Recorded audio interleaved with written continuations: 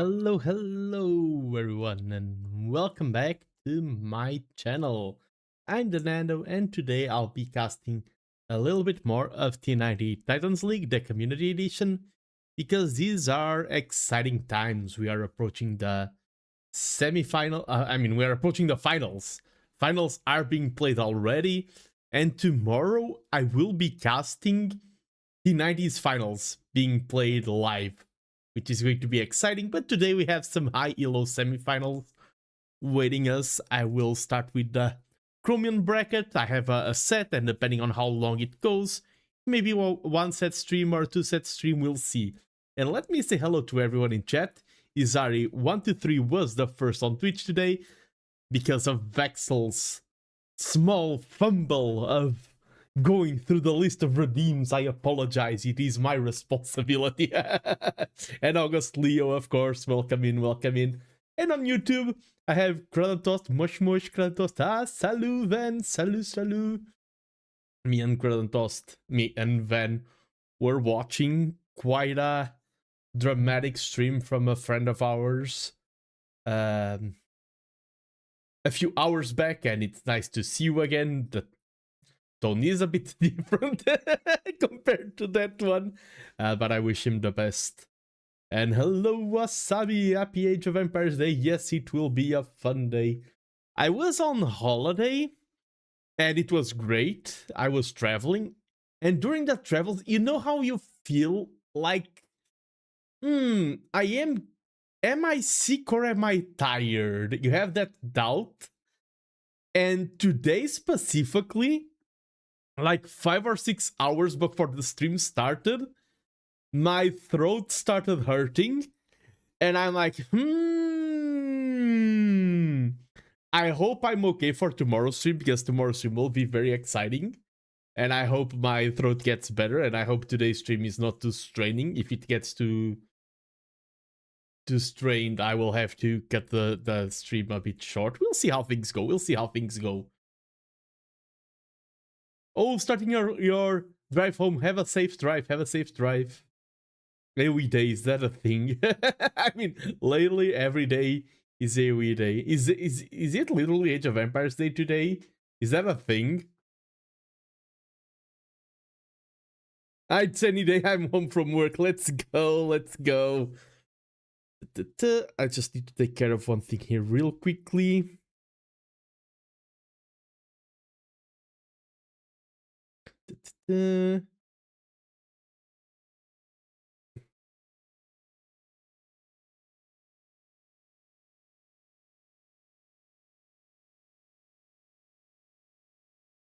Wait, what happened? Why did that? Worst way to start the stream. Sorry.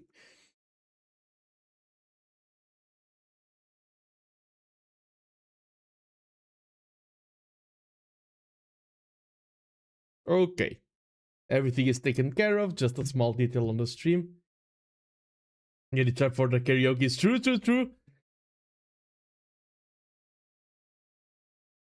Usually, I don't know what happened. It started out of nowhere, but I'm sure things will be fine. And by the way, like when we are streaming, like this is kind of a business. It's also something like a hobby, something people like. Tomorrow, it's funny because T90 will be playing, and if I go through it in like a decision-making tree, maybe, okay, other casters that are bigger than me are going to cast that setup as well. Maybe it's not the most productive decision I'm making. Maybe I shouldn't be casting that set if I want a lot of viewers. Maybe people will be elsewhere. My decision-making process for casting that set tomorrow was not channel-based. It was basically, okay, it's gonna be fun, I want to do it.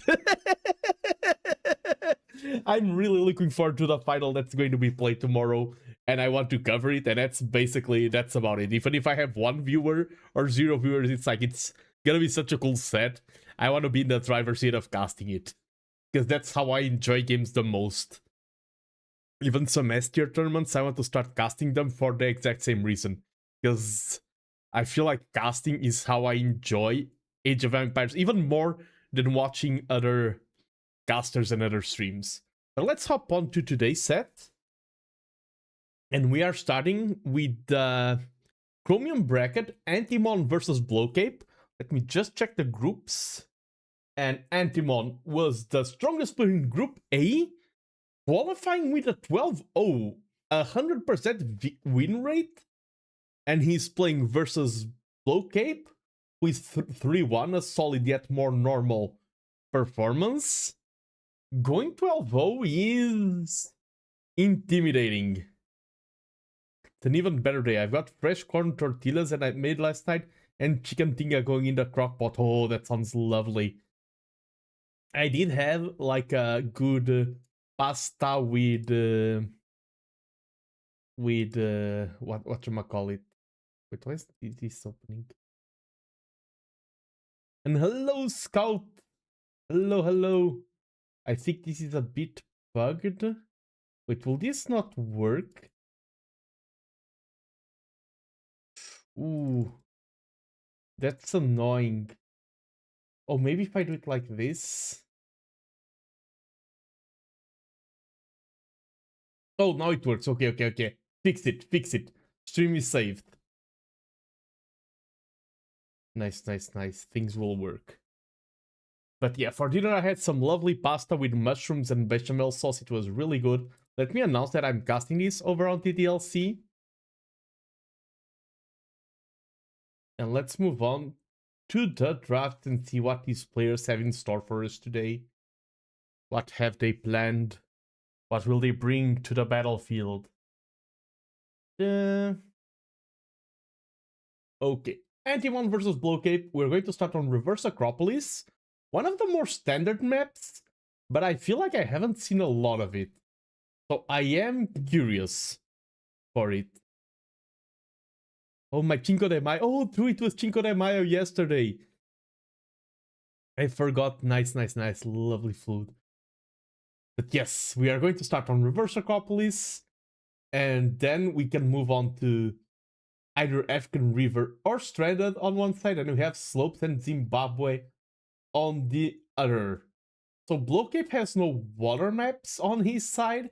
Antimon has hybrid maps with Stranded. African River, it is a hybrid map. Especially at this elo, we need to remember we are casting the 1100, 1900, 2k elo players. They will play hybrid maps as hybrid maps. It's just not good. And hello, Lori. Yeah, I think it's a little bit too normal, too standard for a tourney. And even at being standard, it could be a little bit more...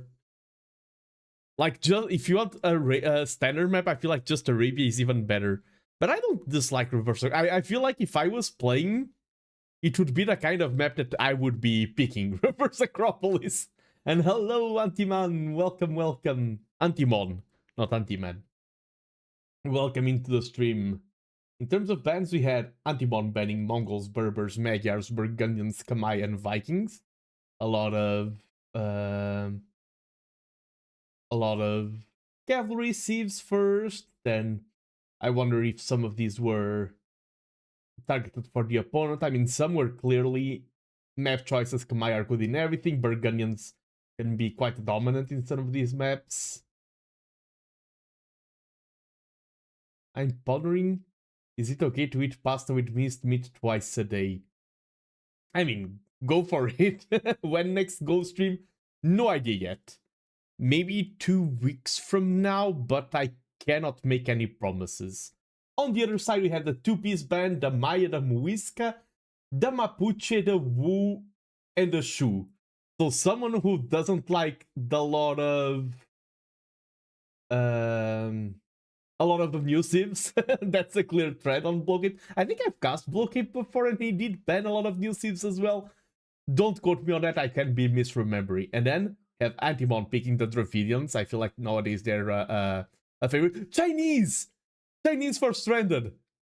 I feel like Chinese for Stranded at this elo could be an automatic win.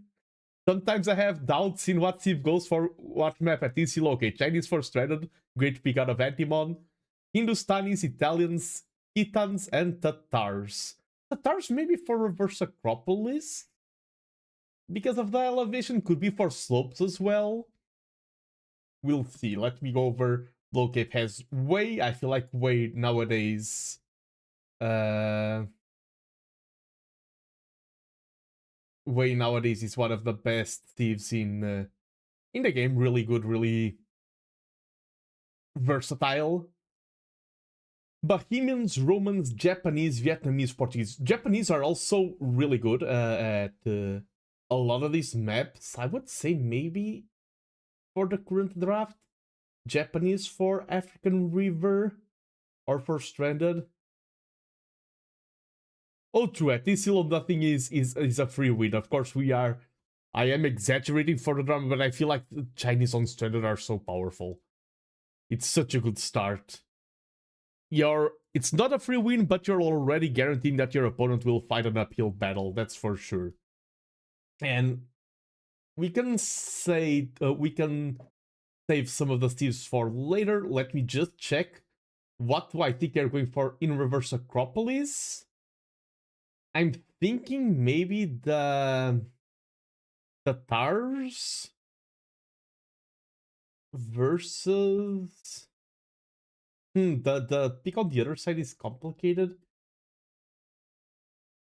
Maybe Way Tatars. And I'm wrong on both ends. Let's go over to Catridge and start the cast. I'm excited to see what these players have in store for us. Chinese are good, but they aren't Dravidians. Oh, but the thing is, on that specific map, true, the Dravidians are also really good on Strata. That is true. But I feel like Chinese are even better. But yeah, I've seen Dravidians dominate on Stranded as well, the bonus fishing and everything. But let's hop on to Capture Age and let's start. Welcome in, everyone. This is T90 Titans League, the Community Edition, and we are at the semifinals. Both of these players are one match away for making it to the grand finals of the Chromium bracket, which I believe to be either the second or third strongest bracket. I think it's the second strongest or third. The third strongest, I believe. But in the southern corner, in reverse Acropolis, we have Blow Cape, who is commanding the Vietnamese. Okay, third strongest bracket. Thank you, Lori, for doing my homework for me. And on the northern side, we have Antimon, who is commanding the Hindustanis. Of course, Hindustanis are a great Civ at booming. They have a superb late game with Tiny Hand Cannoneer. Usually, if you're playing against a Civ that's very cavalry-oriented and you drafted a Hindustanis, you're already quite happy. This is not the case, but looking at the players' elos, Antimon is favored here. Of course, players' elos can oscillate since the starting of the competition, and Antimon is already sitting at over 2,000 elo. Don't know if that was a recent hit or something, but I mean, over 2k elo is surprising, but 200 elo gap is not enough to determine the winner beforehand. We are here at the reverse Acropolis. Let's see how their bases spawned. Both of them have quite a lot of exposed resources, and that's common in reverse Acropolis. They are spawning close to the edge, so there's no res behind the TCs. This is going to be not that hard to wall, but the thing is, if your opponent goes archers, your walls aren't protecting anything because you're using your resources as part of the walls. A lot of players often move into these world lines because they are juicier as soon as possible. But let's see what they have in store for us. My heart says to root for Blow Cape for the Romans and Japanese pick, but they also picked four Civs that I hate. I also added, I think maybe I'm going to start adding more commonly the nationality of the players to also help viewers decide who they are rooting for. Oh, and sorry, August Leo, I missed your routine of saying Chef per Huengit Gogaring with Robot Anticilio go go go. I missed that. I had it misplaced on my screen. Sorry. It was late, but it was delivered. Yeah, and so far, standard start. Of course, Vietnamese will have a better eco in early feudal age because of getting the upgrades faster and cheaper. That can help a little bit in the early transitions. Late game Inostanis are such a powerhouse, booming with Inostanis with cheaper villagers. Delivered like Di Gornio. Don't know who that is. Di Giornio? No idea. And what I'm expecting, the cool thing about casting this high elo, of course, when you're casting community tournaments, you are faced with a lot of different elo choices as a caster. What is cool about casting this specific elo is that Dark Age tends to be very uneventful for most maps. There's not a lot happening in Dark Age because they don't lose villagers to boars, they don't. But once we get to early feudal age, usually things get heated up quite fast. We see some preemptive walling out of Blow Cape. This map, as I said before, is extremely exposed for both players, not a lot of safe economy. So sometimes it isn't about buying yourself full safety, it is about making yourself harder to raid. Like, even you could wall to the TC here, you could try to complete the half egg, wall on this side and then try to get something like that. This gold is very safe-ish with this configuration of walls. And of course, Vietnamese often go for the ranged option. Just the bonus that their archery range has. Units have 20% more HP, I believe. Yes, and now also Fire Lancers. I always keep thinking because, of course, there are new civs to the game, there's new mechanics, but all old civs have been adjusted as well. And I keep forgetting, I have so many memories of how Vietnamese were, that I keep forgetting that now Fire Lancers are an extremely solid choice for specific situations with the Vietnamese. They're the kind of unit that I like, that are situational, but in the correct situations, they're extremely powerful. We see both upgrades are first for Antimon, even though he's Hindustanis, he does get early Horse Collar, and drops an archery range and goes for some skirms. So, maybe already predicting some possible archer play, and just skirms in general are a powerful meta option. Some viewers are saturated of skirm play, but the truth is they are a really good option early on. And we do see the archery range. Was it scouted? No, the scout is just exploring the side of the map. Okay, we have no scouting of each other yet. Blow Cape will initialize first contact soon. Blacksmith down for Antimon. No farms placed from either player yet. Both are still gathering the sheep, gathering the berries.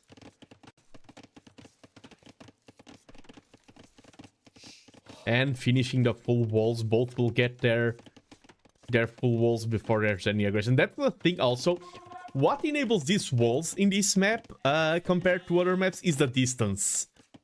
Because if you try to go for some early pressure, the scouts can find it early on, and armies take time to relocate. So usually in a map where both players spawn this far away from each other, you can get with walling in safely.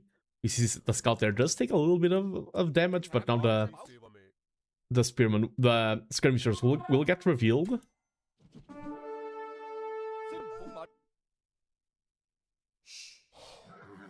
There's a scout there. The scout does counter the skirms, but that's the scouting scout. There's no scout production on the field. And that's the thing. The only feudal age unit that counters skirms effectively are the scouts. Of course, a lot of militia can have good trades, but that's a lot of investment. And the other choice is to mirror skirms. Scouts, if you're not playing into them, can be a big investment. And they can also be countered by by spears. And this is one of the maps that favors the aggressor for the engagement. Because that's why we are in reverse Acropolis and not Acropolis itself. If you're the attacker, you will be firing at your opponent while they are downhill. It is important to grab that uphill position to grab better engagements. We do see that Antimon, using the army lead, is the first to expand to that lateral world line. His skirms have better upgrades. No, they have the same upgrades. Oh, cute padded archer armor, but then cancelled. The foxes. I remember when watching Red Bull Volo how the foxes were driving T90 crazy. They are really an aggressive sound. Nice micro there with pulling back the scout. And so far, 5-1 KD for Blowcape. And of course, if they are playing skirm versus skirm, the Vietnamese do have the better skirms. So the unit comp does favor Blowcape right now. Of course, as Hindustanis, you do have a very solid mid to late game. So just buying time to reach that mid to late game is a valid strategy. But Blowcape now getting Wheelbarrow. No gold income from Antimon and more skirm production. Okay. So the unit comp right now really favors Blowcape. Oh no, there is scout production. Where's the stables? Am I blind? Oh, here it is. I was looking at the wall. I was never good at these games. I do love me some Stronghold though. Oh, Stronghold is a great game. I've been playing Stronghold off stream lately. The remaster, not of the not Stronghold Crusader, Stronghold the original one. Antimon now getting the heal, getting the scouts on the skirms, gets a great engagement here.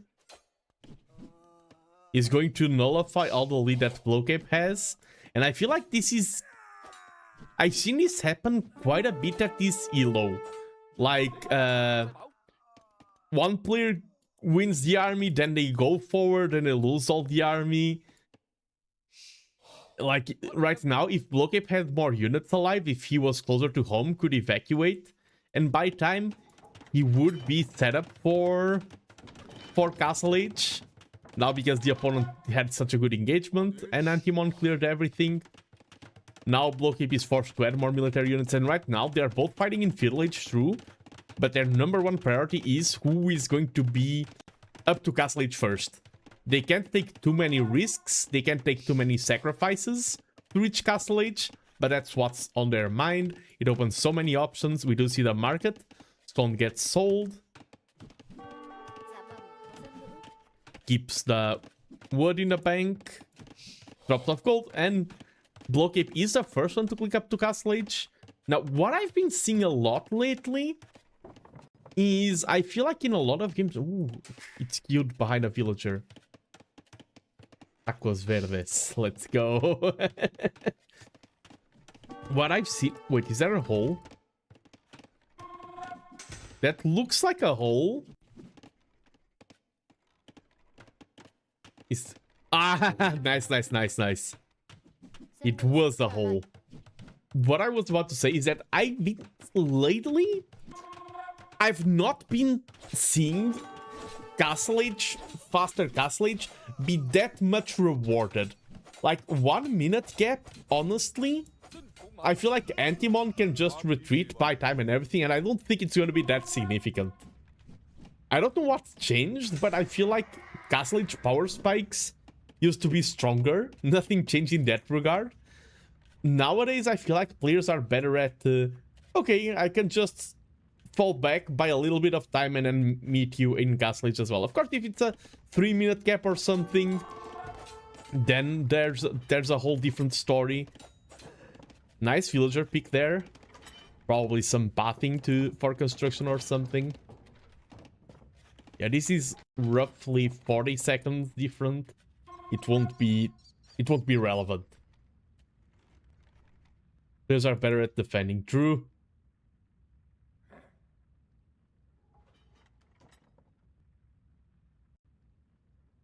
era que tipo? Assada ou pollo? I don't know. That's too specific for me.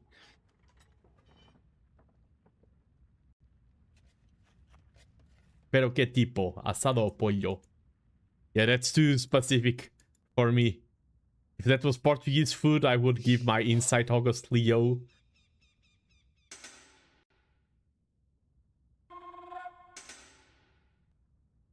Now we have Balconero, crossbow.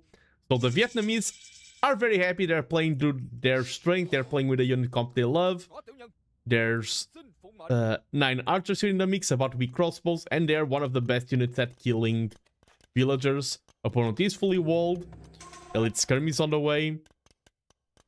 Will Antimon once again take a good engagement at home and clear this army? We do see there's 4 scouts. The crossbows make it so that the scouts are way less efficient, and now Blowcape is in. Oh, was that wall behind? I think there's palisades in front. He wants to be in to not fight the uphill battle.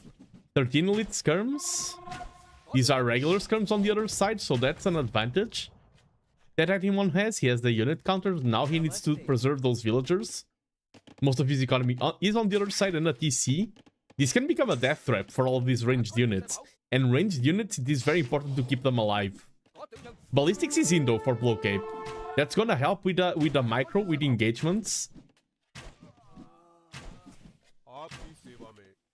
And let's... Yeah, even though there's no ballistics on this side, like, this is elite skirms, they are made to shred ranged units, fighting against regular skirms and crossbows. And this is the second time this happened. Antimon lets the opponent go in, lets the opponent get close, and he's also booming in on the side. We see 3 versus 3 TCs. Nando, where were you? I was in the south of Portugal. That's where those amazing pictures come from. And welcome in, Dark Artist. Welcome in. Hope you enjoy your time here at the stream. Damn.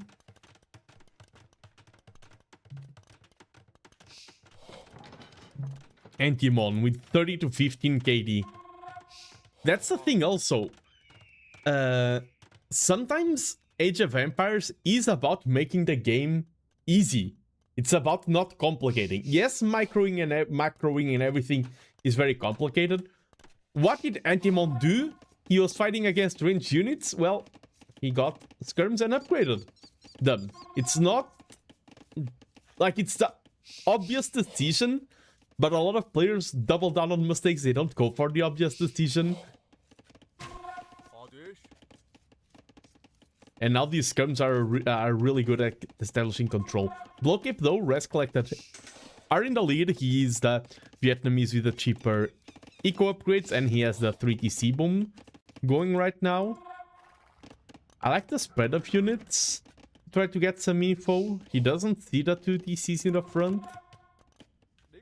None of them know about the opponent's TCs.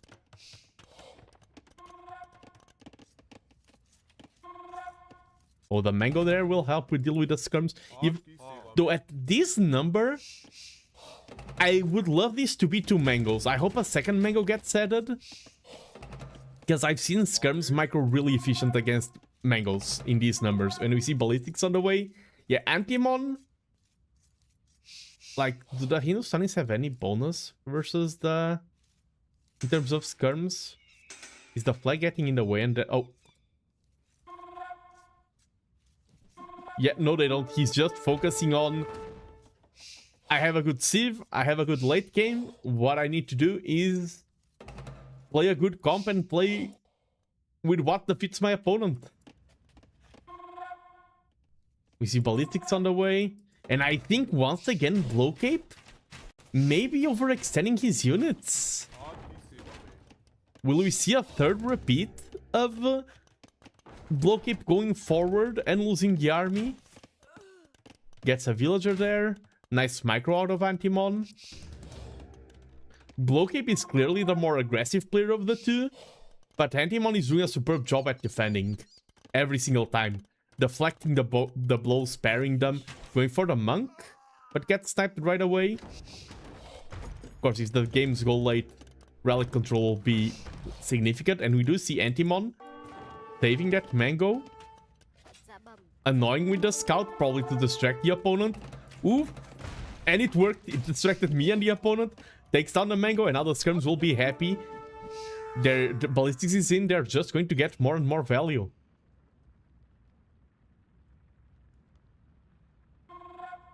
And the thing is also, if you're Blow Cape, what's your angle here? I feel like Siege is the best play. You need more mangoes, because a lot of units won't be that efficient, and losing all of these crossbows for free is painful. And it feels like there's no choice. They were caught off guard. They were too advanced in the field. And Antimon is punishing every single one of these moments. Adding I like the positioning of the eco here. 4th TC here, 5th TC here on the side. A lot of players go, like, we have the natural instinct to go towards the center. But truth be told, a lot of times it isn't that advantageous. Like, there's gold and wood in the sides as well, and you can add farms. Why go to the center? Of course, map control is relevant, but a castle will be better at guaranteeing that. And, of course, this is 5 TCs. Remember, these are 5 Hindustanis TCs. Their TCs don't have any bonus. Their villagers do. They are cheaper. And we see Imperial Age. Antimon is the first one to click. Using the market. Now Blow Cape is using the market as well. Probably saw the score fluctuation. And Somya K4, welcome into the stream. Hello, hello. Hope you are doing great today. Crossbows find a villager. Didn't know you like RTS games. Oh, I love RTS games. I love RTS games in general. Age of Empires 2 is one of my favorite.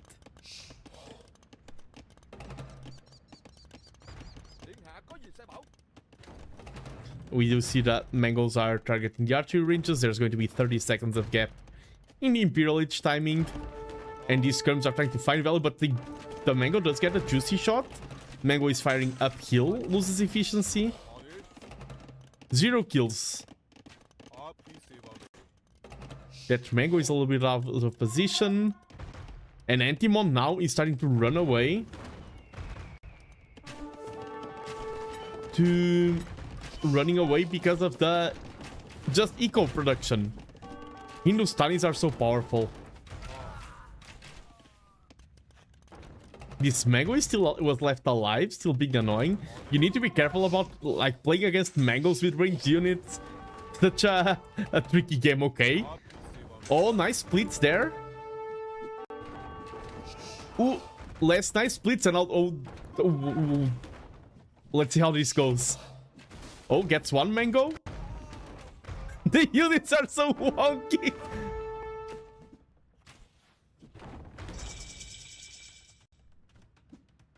And we do see the forward castle now on the way for Blow Cape. We'll lose another mango. All things considered.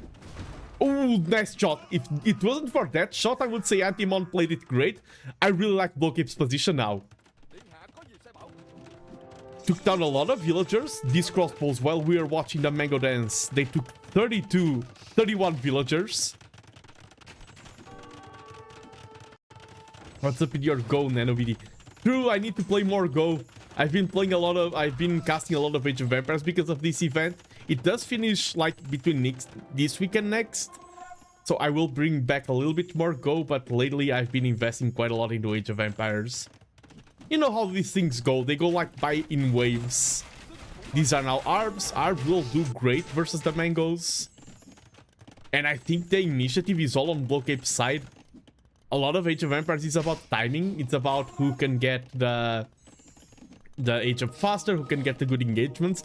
And I feel like Blow Cape pressured and found all of that damage right before the Hindustani snowball started kicking in.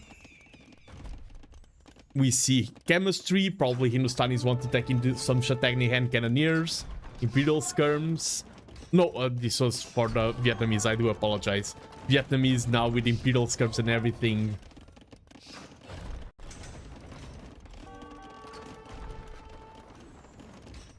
I'm currently streaming a rank down challenge on Fox because Badukvam said ranking up isn't copy. Fair. We do see the trap war stage of the game. Yeah, you need to respect the trap war. A lot of villagers repairing. And I think, okay, Blowcape is right now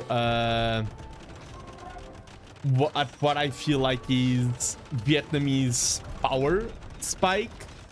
I think Hindustani power spike is even greater. I feel like Hindustani late game is slightly better than Vietnamese. Both are amazing, but I prefer Hindustani. Ooh, nice shot there with the trebuchet hitting the bombard. But Hindustani late game arrives later. It's harder to tech into it. And Blowcape, these mangoes, like the spreading 4 or 5 mangoes against all those skirms, were the MVP.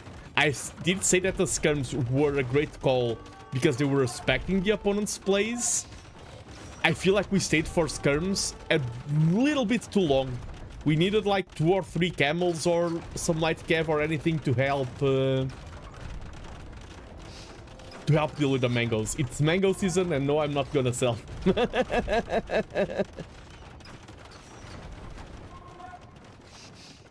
Yeah, Fox is a weird server. Oh, we do see the dive under the castle to take down the villagers and the traps. That's a lot of ranged units going down there. Just melt to the castle. Is this worth it? I don't think it is, to be honest. I don't like this move. Sometimes these dives look really cool, and now the winged hussars are here, and the range units numbers were dwindled. They are in a good place to micro. Ooh, a little bit of stance issues. He wants to patrol in, I believe.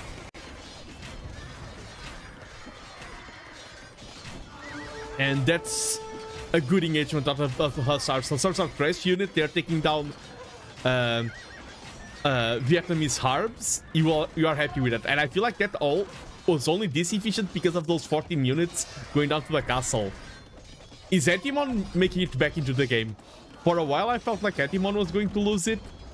Are the winged hussars, I mean, there's a unit literally called winged hussars. These are just regular hussars. Will they be enough to swing the tempo?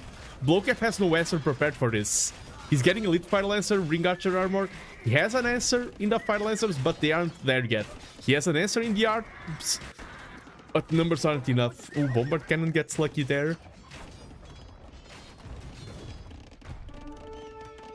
And now they have a little bit of breathing room. But Antimon, that's the thing, in late game, Arbs are great in positional fights. Scouts and hussars are better if the map is open, if there's not a lot of castles on the field. The number of castles right now is 0. So those hussars will have the time of their life raiding. The best unit comp in this scenario depends on the map. Right now I prefer the hussars here. Yeah, if they fight, the Arbs should win. But you don't want to fight. You want to punish all of these holes. You want to find vulnerabilities everywhere and ruin your opponent's eco. And if castles were scattered everywhere...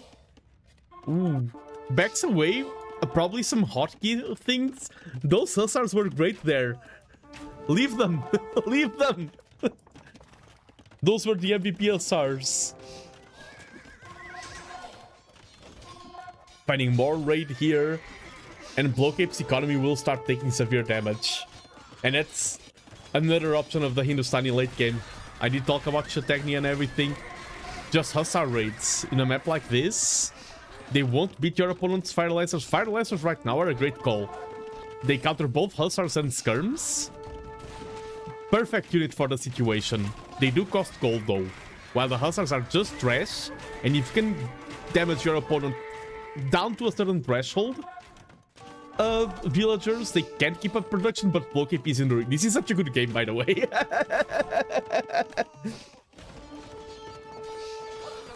I really like how it's going back and forth.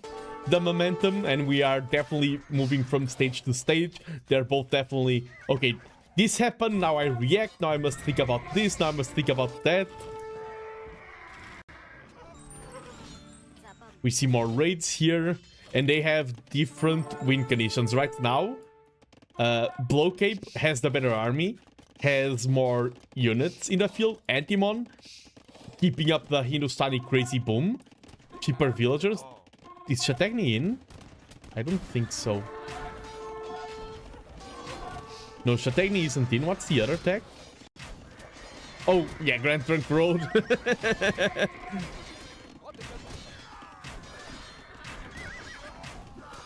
And that's the thing, these scout raids are buying him.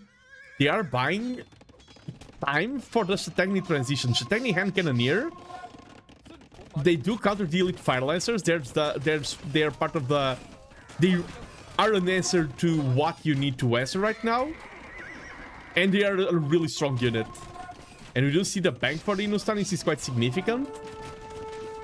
Even without Shategni, Hand Cannoneers are a good play right now. They are slightly countered by the Arbs, but you need something to answer the fire lancers.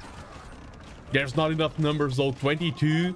Antimon isn't having enough time to mass an army worthy of Mordor. He massed villagers, but he raided and everything and lost a lot of his army. Converted some of the fire lancers, but now he's starting to losing PCs. What a cool game, number one. I wasn't sure if I was going to cast 2 sets or just 1 set today. If things keep at this level, it's going to be a 1 set stream. Because this is promising to be a really long set. This is just game number 1 and they're already bringing such a level. I think now we have reached criticality. I feel like we are reaching the point where Blowcape, and that's what I said about the ELO. Blowcape is the ELO underdog, but this isn't the ranked ladder. This is a tourney match and ELO isn't everything, even in the ranked ladder. The underdog can win, and here we probably have Blowcape taking map number 1. I see no angle right now for the Hindustanis, even getting those late game wood upgrades. Can also think about paper money soon to secure more gold. I mean, you have 36 on gold, paper money isn't that important. Another castle here, grabbing all of that map control, and like Asars, I did say, the more castles are on the field for the opponent, the worse Asars are. So even the raiding angle is getting nullified. Look at the Eco KD. Blowcape with such a lead. The military KD, if you subtract Eco KD, is kind of even. Blowcape just took down a lot of Eco with those Arbs. And I think he did the transitions, like Elite Fire Lancer were definitely the correct unit. He did the transitions first a lot of times. And the correct transitions.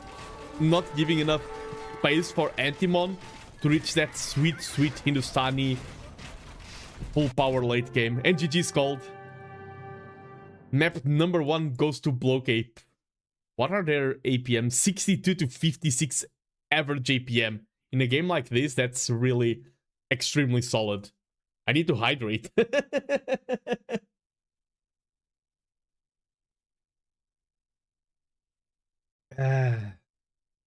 Oof. Let's go back to captain's mode and add a victory to Blowcape. Let me update the overlay over here.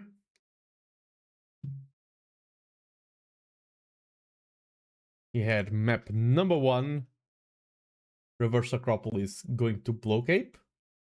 So he has won the neutral map. And that's a big advantage, because now,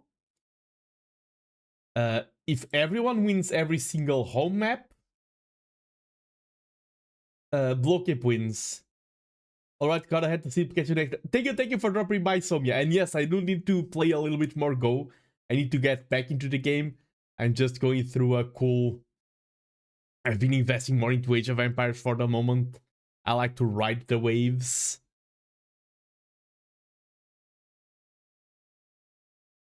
Hello, how was the trip? Hello, Warbase. It was really cool. but now I feel slightly sick. Not true sickness yet, but slightly sick. Just a little bit. Some good old Stronghold. Nice, nice, nice. It's a great game. The voice lines. Double rations.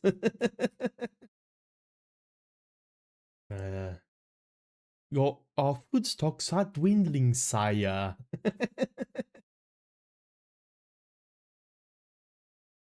Classic gamer road trip. True, we leave our houses, we get sick right away. But yes, match number 1 goes to Blowcape. Now it's Antimon picked the map. Lord, the people are hungry. And T90 with the raid. Hello, hello, welcome in, raiders. Welcome in. Yes, I was watching T90 before I started streaming. You were watching a banger of a set, but I just finished a match that was a banger as well. Let me go back into Catridge just real quick. Like, this was a 50-minute match of players over 2k elo. Map number 1, we have an amazing set on our hands, and thank you so much for the raid, T90. And all of T90 viewers, welcome in. I'm Nando. I do love casting T90 Titans League Community Edition and community tournaments. I've been around the community tournament scene for quite a while now. If you enjoy the vibes, if you want to see more of this, if you just enjoy Age of Empires, feel free to drop a follow. And it's nice to see so many raiders in. Welcome in, welcome in. I know you were enjoying Peak Age of Empires. I know you were watching T90 commentary. But hopefully I can also provide some quality entertainment. And yes, this is the Chromium bracket, the 3rd strongest bracket in the Community Cup. And we are moving on to map number 2. Antimon did lose, so probably we are going to either Stranded or African River. And if you've never seen Chinese on Stranded, they are amazing. If this is Antimon losing, I would go for Stranded with the Chinese because I have a solid pick for that. And my opponent, I would go for... Oh, Dravidians aren't on the opponent. Maybe some Japanese? I'm not sure. But let me load in the map and let's see what they have in store for us. And let's see if I get the draft completely wrong. Okay, I got the map wrong. It is African River. And Arbase, you are correct. Let me just adjust their colors and everything, and we're about to hop right in. Because blue versus purple is not that good for people with color blindness. Welcome in, everyone, and welcome back to T90 Titans League. This is the Community Edition, and we are in the Chromium bracket, where they have 2 Titans fighting against each other, sitting at roughly 1900 elo. Our highest elo player here is Antimon in the blue color, who is leading the Dravidians into battle, but he lost the first map, so Blowcape won the neutral map. He has the advantage. Of course, Blowcape, hailing from Germany, is our player in the red, who is commanding the Japanese.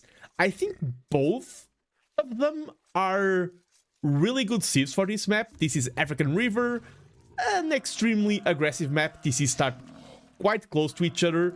There is some fish on the outside that you often boom. I think both civs are superb choices for this map.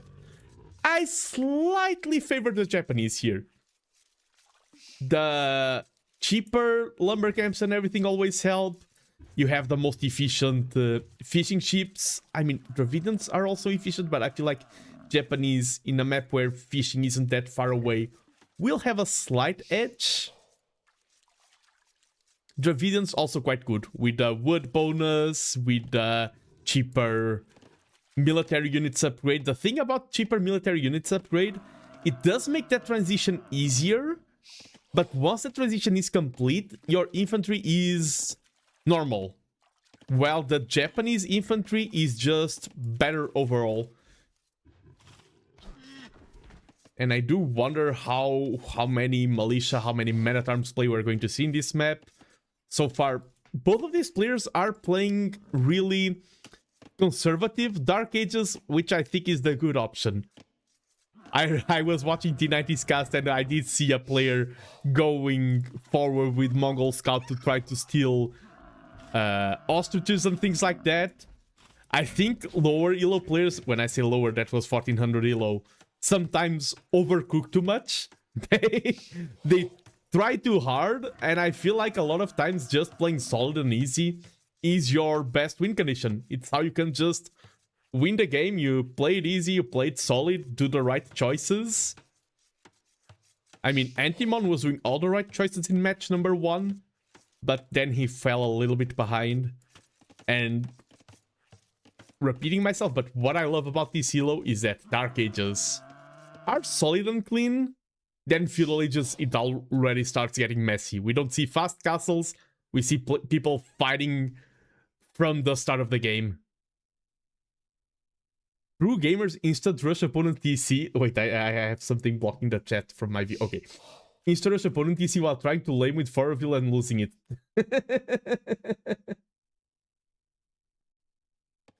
Nah.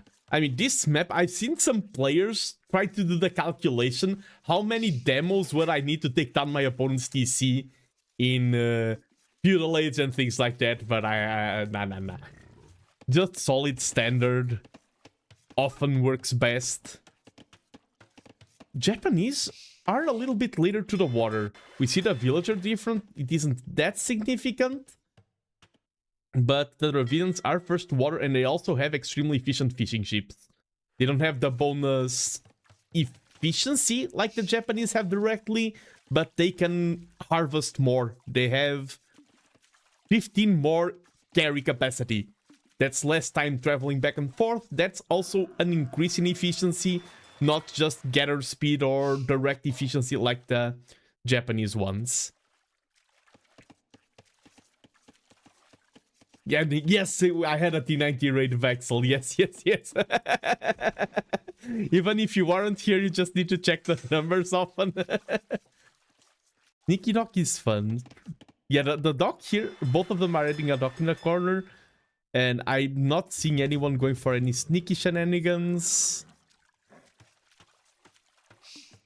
If map number 1 was something to tell us, they are really even in elo, and I wonder, not in elo, in skill, and I wonder how this map number 2 will go. We do see the Japanese click up faster to Feudal Age, and we see no movement towards... Okay, we do see the barracks now, but that's no fast militia. The Dravidians are the ones adding the militia fast. Of course, if this is symmetrical, if it's same number of militia, same number of upgrades, Japanese should always win. Micro can do a small part in it, but for the most part, militia are not the most micro-intensive unit when it comes to one-on-one engagements. I favor the Japanese here, but it's... If Dravidians can have their economical bonuses paying off, if they can just have more and more units on the field, well, more units will always counter less units. There's 3 militia in queue for the Japanese as well. We are going to have action. We are going to have men-at-arms versus men-at-arms. And I do wonder, for example, who is going to be the first one to add an archery range? What will be the target? Because there's a lot of exposed economy here. Was it scouted? Okay, Antimon is going forward now and scouting. The eco positioning was slightly scouted, and they aren't facing against each other head on. They are going to either side, and the Dravidians did not click up men-at-arms. Maybe some mistiming on the gold there. They're not playing with their bonus, because militia right now will melt against the villagers. And the archery range gets delayed. We don't see the quick walling of the villager. On the other side, the militia are just chilling. Just watching. If these get micro decently, the villagers... Ooh, one goes down for free. Now we have the full surround. Everything is a mess here. Everything is a mess there, but those are men at arms. They aren't militia. At the end of the day, none of the attacks cause that much damage. 1, 2, 4, 4.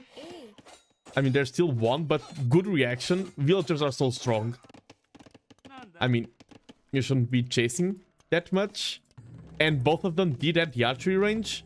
Skirms on one side, archers on the other. Skirms are better in the engagement head-on. Archers are better for harassing the economy.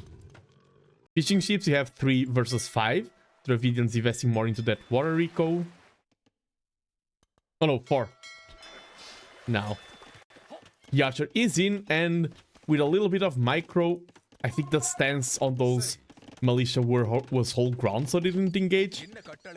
The archer will easily clear up those men-at-arms. Militia, I mean. I want to fight, but my orders are to stand in this puddle and be rained with arrows by my opponent. Alas, that is the destiny of a sad militia. Oh, there's a Hulk here. So we do see the first move toward water battle. Both are getting fletching. Of course, fletching doesn't upgrade the Hulk's damage. Hulks are affected by melee upgrades. Melee? Those archers are not happy to see those units going forward. And so far, I slightly prefer Antimon's position here. I think that the fact that you are playing archers versus skirms is never something that makes you happy. And now I feel like the Hulk here, even if it doesn't take down the fishing ships, these are Japanese fishing ships. They aren't made of wood. They're made of stone and iron. They're indestructible. But I mean, the Hulk is just passing, and you could just force idle time. If I'm playing the skirms, I want to be sure that I find my opponent's army. Because if we are doing a kind of a trade situation, if the archers are here and the skirms are there, that's the scenario where I much prefer the archers. Skirms are better head-on, but they just tickle villagers. If this is a eco trade situation, the archers will be way better. And the villagers can even fight back against the skirms. There's a Hulk here now, forcing the eco back, and the archers are here. The villagers are evacuating, and that's no access to gold. Of course, just you're already playing skirms, and those are Dravidian skirms. Some of the best skirms in the game with the best fire rate. And hello, welcome in, Fallon. Hope you're doing great. Welcome in, welcome in.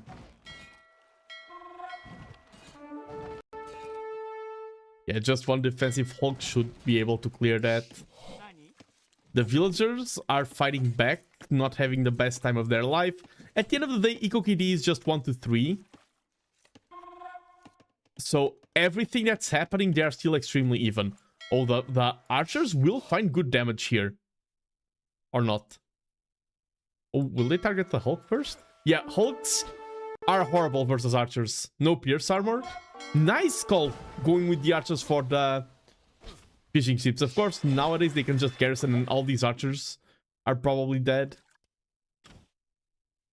I mean, they're going to take down the Hulk. Or not, just passing. Okay. Oh, and now we do see the more unit counter less unit effect. And also, okay, even for upgrades, Blowcape does have the farming upgrade. Doing alright, arrived in Portugal today. Oh, nice, nice, nice. Enjoy your stay here. We are going to meet soon, Fallon. That is true. And the Dravidians are the first one to click up to Castle Age. And I wonder what they are going to go for. Just more skirms with the upgrades and everything. I mean, elephant archers are always nice. And this could be a game to click up elephant archers, actually. Because the main problem with elephant archers is the transition. It's the time you need to mess them. Yes, you are versus skirms. but you already have your own skirms to deal with them. And this is the type of situation where you have this much advantage to Castle Age, where I wouldn't mind seeing some elephant archers. Also, do it for the fans. Do it for all the viewers who love seeing elephants out in the field. Yeah, very likely to even meet across the board. It is true, Felon, it is true. Yeah, those fishing ships, Japanese fishing ships, are just indestructible. I feel like if I'm Blowcape right now, that Castle Age is going to be a really tough blow. Because they are even for eco. The rest collected are even. It's just the decisions made, the eco balance, that made it so that... and Blowcape even has a higher eco KD. There's just different eco balances. And now if you're Blowcape, you're like, oh no, I haven't clicked up that. Emergency. Hit the panic button. Force drop off, click up. We see Volcanero on the way. And we see 2 TCs dropped. That's another win condition that's opened up by Castle Age. Yes, you can go for a lot of aggression. Yes, you can go Elephant Archers. You can go Monastery. You can go Siege Workshop. But another win condition is just outbooming your opponent. And those skirms with Volcanero, Dravidian skirms, firing faster, gaining the heal. We'll just have good trades here. This is... microing skirms is so annoying because it's so... I feel like it's very time consuming. The rate at which they fire... And thank you for the posture check, Felon. Okay, now they're elite. They're going to melt everything. And we will see 4 being queued from a single archery range still. Yeah, definitely investing into the eco, and we're going to see that eco number snowballing. We do see a forward dock here. The thing about water here in a map like this is that once the fish run out, water becomes more irrelevant.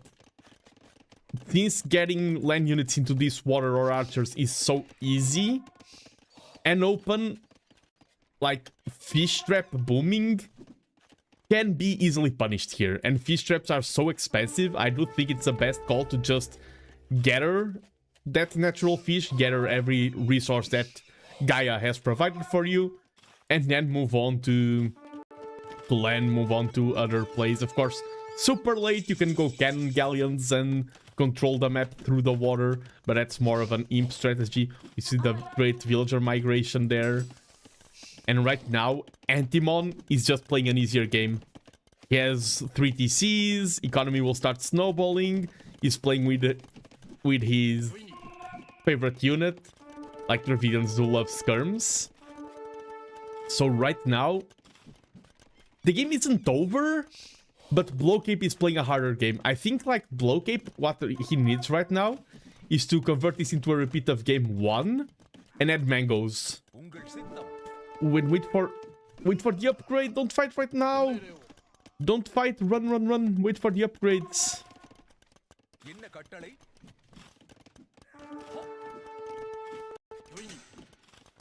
I think you really need to wait for the elite skirm. Get some good volleys though. Okay, and now he can take it. Now those fights will be very efficient. And we do see it. Okay. It is true that elephant archers are cool, but battle elephants are even cooler. And we do see a desperation castle here. How many villagers will go down to the elephants? And this castle will also not protect that much of the base. Full samurai versus the... Oh, that would be... That's a really cool pairing. And if you're already in the villager lead, like Antimon is, every villager that you take down is so much damage. And now all of these villagers, 21 idle villagers. So that's 72 villagers working on one side and roughly 20 working on the other. Antimon's res collected will start spiraling out of control. Oh, it's like, was murder whole clicks? No, it's the skirms. Oh, what? Oh, he's migrating there for a TC and the Hulk spots it. That's so lucky. Nice call. Yeah, delete those elephants right away. It is hard to delete them, but you don't want to give free elephants to your opponent. What's the follow-up? We do see a mango in the field. Everybody swim. We are seeing all of the transitions, all of the... But right now, it's going back and forth, but none of the players is dealing critical damage to each other at this moment. And if one player is 30 villagers ahead, you're really happy to have a game slowing down. We see 4 TC. Antimon is definitely a boomer. Previous game went for 5 TC in the Stanis. This game also... Oh, I'm fast to castle. Do I do a flashy play? No, I can just drop a lot of TCs earlier. So I don't know which of these players is going to make it through to the final yet. If you're playing against Antimon, know that you're playing against a great boomer. If someone is here from the Chromium bracket, is scouting their opponent. The other semifinal has been played. I think it is previous Apollo versus Javisti or Javasti. But I don't know spoilers, and please don't tell me spoilers. Because if I have enough time today, that's going to be my next set. It's going to depend on my energies and for how long this set goes. See the mango here? It's going to try to find some juicy shots. We see a forward castle here, and that's an interesting castle. Blowcape needs this. Blowcape needs to take risks. As I said, status quo, nothing happening is just good for the player who is ahead. This castle is vital. And no reaction yet. Okay, we do see the farms get deleted, and we see a defensive castle. But Blowcape respected this. These are 23 villagers forward. You need this castle so badly that I agree with 23 villagers forward. This castle is nowhere forward enough, true. It is taking down some villagers. And the problem is... Oh, wow! Wow! What a nerd! Antimon dancing those arrows away. Yeah, the problem is this right now. Because this castle is annoying. Once Imp reaches, it's going to become obsolete. And yes, Red didn't garrison. Usually I would agree with garrison, but Red really needs working economy. Red is desperate for... He's so behind in eco. And will we see him into GG? Handcart on the way, Town Watch, getting all the upgrades. This is Red's vision. Blue's vision, both of them. It's funny, you play as a caster, you don't realize how little the players see. And no relics. The game is so intense, there's no time to think about things like that. Do you see an archery range? And often, if any other Civ matchup... Not sure why they are still playing ready. Already got admin loss for not making a single samurai. True. Oh, I do see Krental saying Petard time. I think the castles are too far away to add the petards there. We do see 2 mangoes on the field. The Siege Workshop has mangoes as well. Going to try to go for a juicy trade. Let's see how it goes. Dodges? Dodges as well? Okay.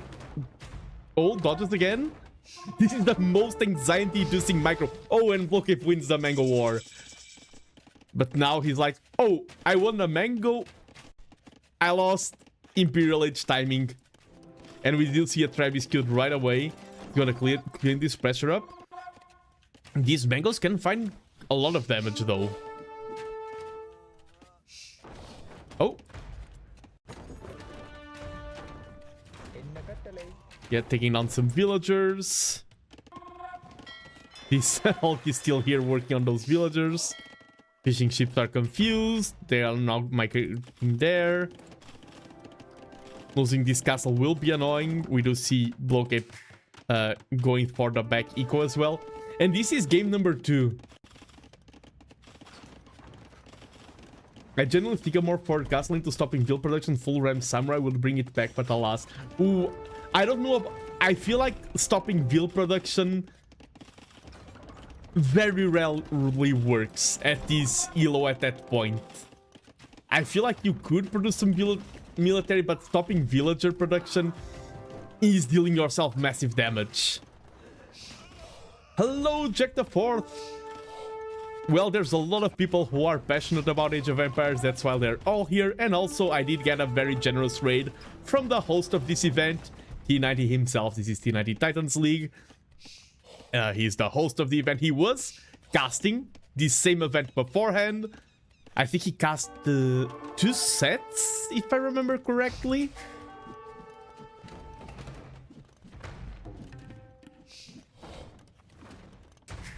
And now he generously raided us so that the TTLC action can continue. And we do see those Dravidian skirms. The traps are pushing forward and there's nothing to stop them. The thing is, Blocape is on the way to Imp. He wants to transition. He wants to do all of that jazz. Wants to reach the power spikes.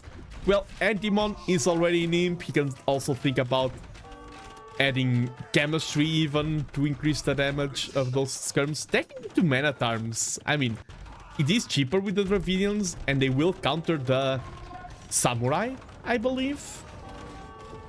Will it take mana terms beat Samurai because they don't have the bonus damage?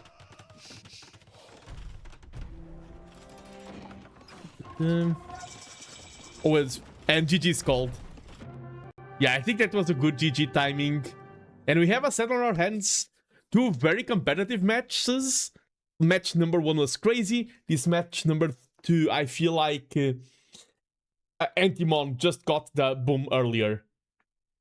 Yeah, the classical EP to GG. It's just proving your opponent is making a statement. You beat me, but I could reach Imp. I wasn't crushed. I survived till Imp. Now I can GG. I don't know why that's a thing, but it is a thing. I also do a lot of Imps into GG. Something about the mentality of reaching Imp. And this also shows how misleading... Although, that's 5,000. I thought it said 9,000. No. Antimon with a clear score lead. Clearly winning the match. And yeah, this... starting off 1-1 with 2 long matches, that's what we want to see in a set. And this is a semi-final. Remember, one of the highest elo brackets, 3rd highest one. And players want to win the glory of being one of the winners of one of the highest elos. Both of them want to move to the final. They already know. This isn't a set being cast live. Please, no spoilers. But both of them want that glory. And I do see the follows coming in. Thank you so much for the follows. Everyone who's joined in. Everyone who came in from T90 side. We want to see more people in the scene. At least I do. So your support is meaningful and does help. Let me add a victory here. This was African River. Antimon won his home map. So this means we now go to one of Blocape's home maps, and Blocape, since he won the first map, he just needs to win home. And he picked 2 maps without water. I wonder if he's a fellow water disliker, like myself. I don't mind casting water, I hate playing water. And in terms of sieves, let me update that as well. So we don't get confused in the tracking. We had Dravidians, a superb sieve, winning against the Japanese, who are also a good choice. I think now we go to slopes. And what sieve do you go for in slopes? Wei? Yeah, I think Wei. Water, I barely know her, true. Wei versus Tatars on slopes. That's my call. I'm going to load into the map. You don't want to hear the ramblings of a madman who thinks he can read what players are going to draft. We want to see how those players play. I'm going to be very proud if I guess the draft. Almost. I consider this a win. Let me just change player colors. Get our classical blue versus red. And let's hop on back into Get Rage. Hello everyone. Welcome back to T90 Titans League Community Edition. This is the Chromium bracket, the third highest bracket. And these two players, both high elo players, sitting at roughly 1900 elo. You can see here, Blowcape slight underdog with 1830 elo, playing against Antimon with 2019 elo. Italians are clear way counter pick, but we play Titans, which is a horrible matchup. Yeah, I think Italians probably they want to benefit from water. I would need to check the draft again to double check how their comps are doing, what sieves they still have left. But yeah, Titans versus Wei, they are two similar-ish sieves in like I think both like light cav, both like CA with the Shambei versus Kitan CA. In a map like this, which is not that hard to close, I slightly favor the Wei. Wei are such a strong sieve. Translate to CA, Wei have the best CA. Yeah. Wait, did I say that I prefer the Wei? Yes. My mind is buffering a bit. Yeah, Wei with the Shambei Raiders early on. And Shambei Raiders, I also feel like they are so easy to start snowballing and tacking into and everything. Of course, Kitans do have that +2 attack upgrade, like the +1 is a +2. If I'm playing Kitans here, I would go for a lot of scout pressure. I would try to stop the Wei from reaching that huge death ball. And hello Raiders, hello Robotic Pro. Thank you so much for the raid. Why did Automod decided to yonk that battle? That message, I have no idea. Sorry, Nutty. Welcome in Raiders. Hope you were having a great time there, enjoying Age of Empires 2. AoE 2 leagues. I think that's what Robotic Pro was casting today. I'm not sure. Correct me if I'm wrong. I know that T90 was casting Titan League Community Edition. AoE League show matches. Oh, let's go. I feel like lately, AoE has been so alive. Like, we have the TTLC, which was the biggest 1v1 community tournament ever in terms of signups, as far as we know in terms of info. We had Red Bull Wololo, which was, like, as some people said, okay, maybe there's been some better games, some better finals. In terms of production value and everything, it's one of the most beautiful spectacles. Why am I fumbling my words? One of the coolest events, let's use simpler words, in the history of Age of Empires 2. Breathe. I'm getting too hype. But yes, I do feel like Age of Empires right now is in a really cool position. And of course, all community tournaments decide to be held now, so I must skip almost all of them. Do not worry, Shifty Snapper. There are more tourneys on the way. I forgot to include this information as a command or anything, but I know that Zardas is hosting his Specialist Cup too. It does have a prize pool for the higher elos, but it's also a community tournament that anyone can register for the other brackets. And the Specialist Cup. Oh, that's what I mean by now. But there's going to be more. Who knows? We have Warlords happening, Warlords 5. Maybe there's going to be a community edition of that. I say maybe, I'm not teasing anything. I do not know. I honestly do not know. There's always community tournaments, Shifty Snapper. Do not worry. And there's always casters like myself, like Addictive Me, Dizzy, and everyone organizing Warlords community tournament. No! I love casting. I see sometimes the amount of drama and headaches that goes into organizing tournaments. I mean, community tournaments aren't as bad as S-tier tournaments, but still. And I'm like, I can't deal with that. Just give me matches and tell me to to laugh and say, "Ooh, Scout is teasing the villagers." Hee hee ha ha. 2 villagers. We're thinking of stable. Stable goes here. I had to babysit the A division last season in the leagues. I can imagine. And people are like, "Oh, it's an S-tier tournament. Players know what they're doing." No, you need to babysit them all. It is.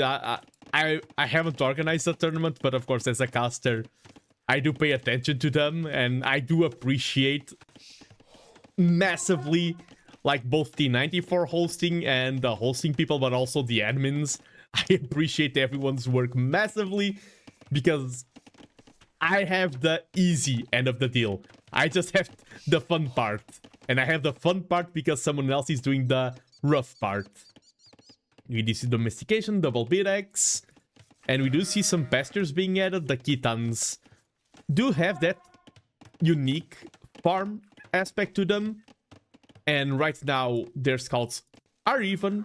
They do lack bloodlines. The Titans, one of the reasons why their CAs are weaker. But they have a massive power spike once they get forging.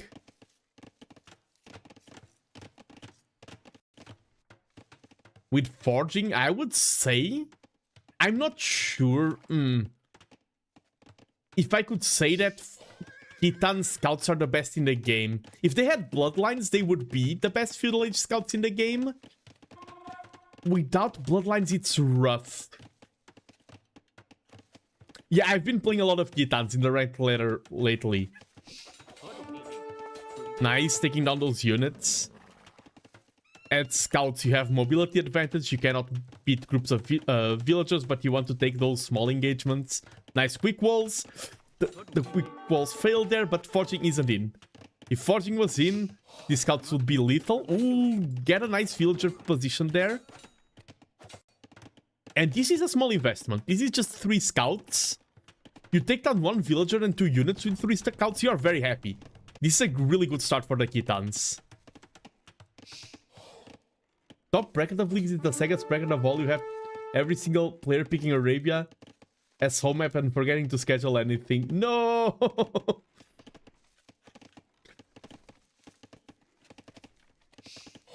I'm to blame for that as well. That's why I don't play a lot of tournaments. I prefer casting. I'm an Arabia picker. I would probably, if I'm in one of those tournaments, I wouldn't pick Arabia, but I would pick an Arabia-like. Slopes is kind of an Arabia-like map. I feel like. Not the most Arabia-like map. The late game is completely different from Arabia. Tends to be more centralized. More north side versus south side. Arabia tends to be more messy. Early game, I also feel like slopes lends itself to walling better. I feel like it's easier to wall slopes. And of course, I forgot to talk about one of the hallmarks of slopes. None of the players went for the side foots. And Blowcape didn't even push in the Ibexes. Oh, the timing there on that wall is going to be rough. And forging is in. And Khitan scouts, the house is down. Those Khitan scouts are now extremely powerful. They need to focus the pikes, the spears. And now these are Khitan scouts. I would keep producing them. Khitans have great food economy. That's how I play them as well. Just spam scouts. Even if your scouts are in and they're doing okay, I would even consider maybe adding a second stable. Oh, there's a hole there. And forging is in. Another villager goes down. Ooh, that's a lot of dead villagers. The way do have 3 villagers for each tech upgrade. All of that advantage has been completely nullified. The whole... Yeah, and they are so powerful. I would just keep producing scouts if I'm the Khitan player. Trying to stop the walls from going down there. Oh, the market was quite low, but it stays alive. And now the scouts are walled outside. I wonder if now... Okay, he continues scout production. He moves on to gold, though. Starts... Because all of that food economy that you have from the pastures, which is extremely powerful food economy, can now be used to click up to Castle Age. We see the market being placed. Blow Cape, though, is also quite close to Castle Age. Once that market gets placed, he could buy Castle Age. And then transition into the CA. He lost... He took damage. Yeah, he's playing with the Way. But it wasn't critical damage. And he's in a position when he can start thinking about attacking into CA. And Shanbei Raiders are really powerful.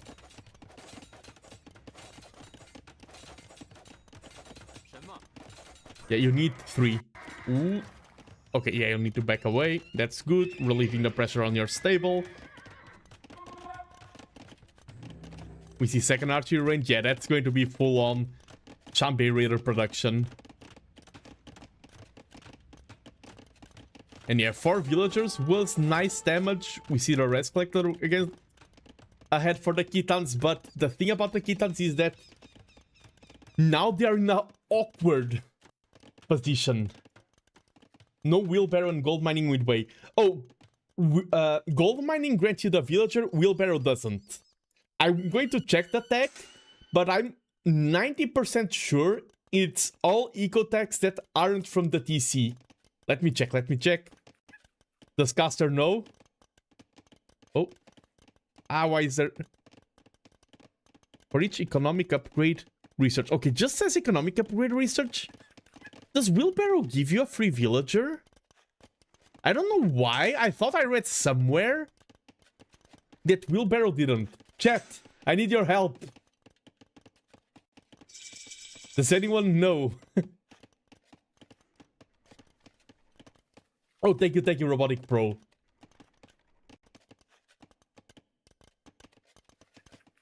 Guild? Does Guild give you an extra villager? That one I didn't know. Yeah, I was quite confident it doesn't, but if anyone can double check that.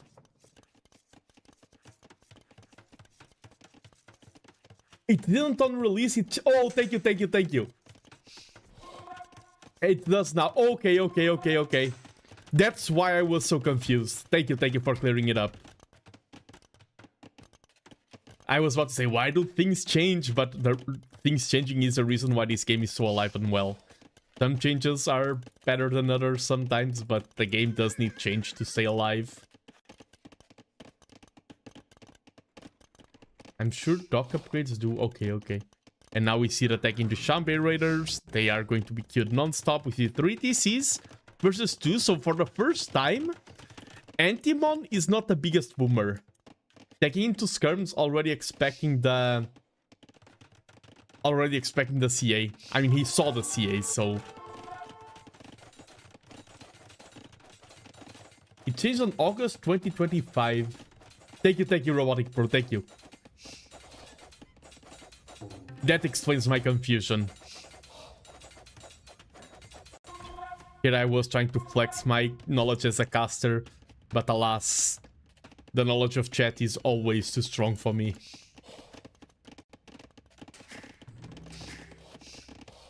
Yeah, 3 town centers versus 2, so this time Blowcape is the one that wants to buy time. Thing is, he's contained here. And resources in your base, they are quite a bit. There's still 8k gold, that's quite a lot. But eventually you need to move out. The Shambi will not be happy to see that. I would add siege. True, Robotic Pro, I agree. Write it more specifically. I would like to see out of the Titans also ballistics, because it helps with fighting the Shambi, but I think at this number, not that relevant. Throwing some Shambi for free, going for the 4th TC. Like, I got outboomed so many times, I am the boomer now. 3 TCs on the Titan side. And we do see some step lancers. Ooh, a little bit of a rough moment there. Yeah, the villagers were building on the wrong side. The stable will soon fall and this TC isn't up yet. This will be a strong window of opportunity. However, the mobile units are countered by the Shambi. And the skirms will take longer to arrive. And these 3 Cs are not only producing units, they are also your defense. Yeah, counter raid. You can't fight head on. Good call. I would add some defensive siege. Even though if the step lancers can reach the siege, they melt it in seconds. That's a lot of military army. 29 units. Almost all of them here in the front. This is... just in this selection alone, this is 25 units. And this is a good call. Pressuring the houses, like opening... you don't need to be like, oh, I created a hole. Let me squeeze into that hole and throw away all my units for 1 or 2 kill kills. You can try to create better and better venues of attack and making your opponent's position more and more open, because Blowcape does have the veil lead, but this is all that he has. He has no space. He is counter-raiding though and arrives at a great time, finds the perfect target. Lack of ballistics does harm the damage. And the skirms go back to defense. Keeps the cab forward for the attack, and the skirms do go back. They're going to take ages. That's the power of mobility. Even getting husbandry now. And thank you, Streamlabs, for the reminder. The lack of ballistics.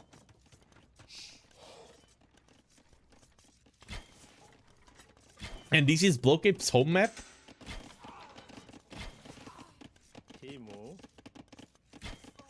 Oh, you don't get for the market tech scam.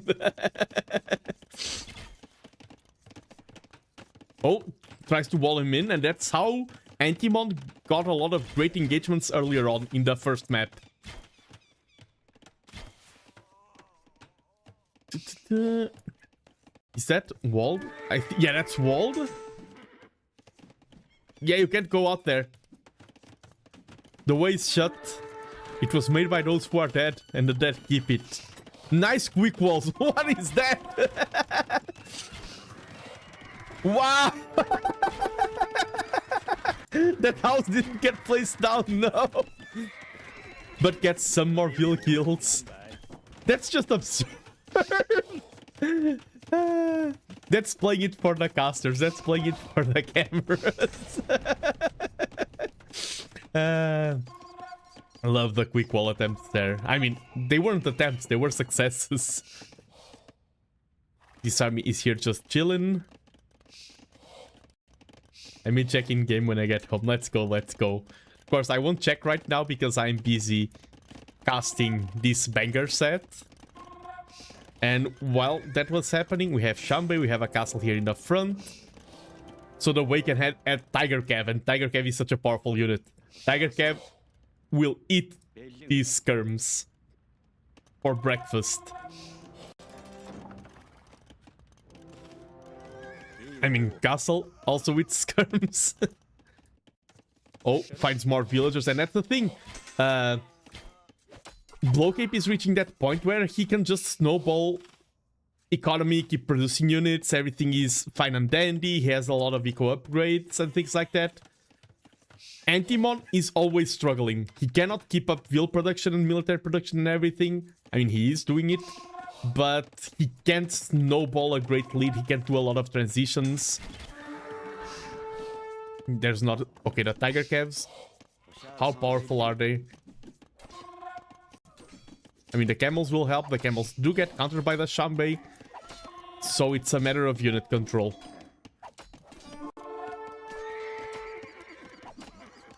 Another castle here conquering the side position. That army there can still come back to bite. Blowcape. And now it's going to target the blacksmith. Units go back to help defend, and I mean, that's the thing about attacking with a mobile army, is that you are attacking, you can easily go back, and I think the Wei army cleans this up effortlessly. Yeah, the initial salvo with uphill advantage, and ballistics is in, which massively helps this.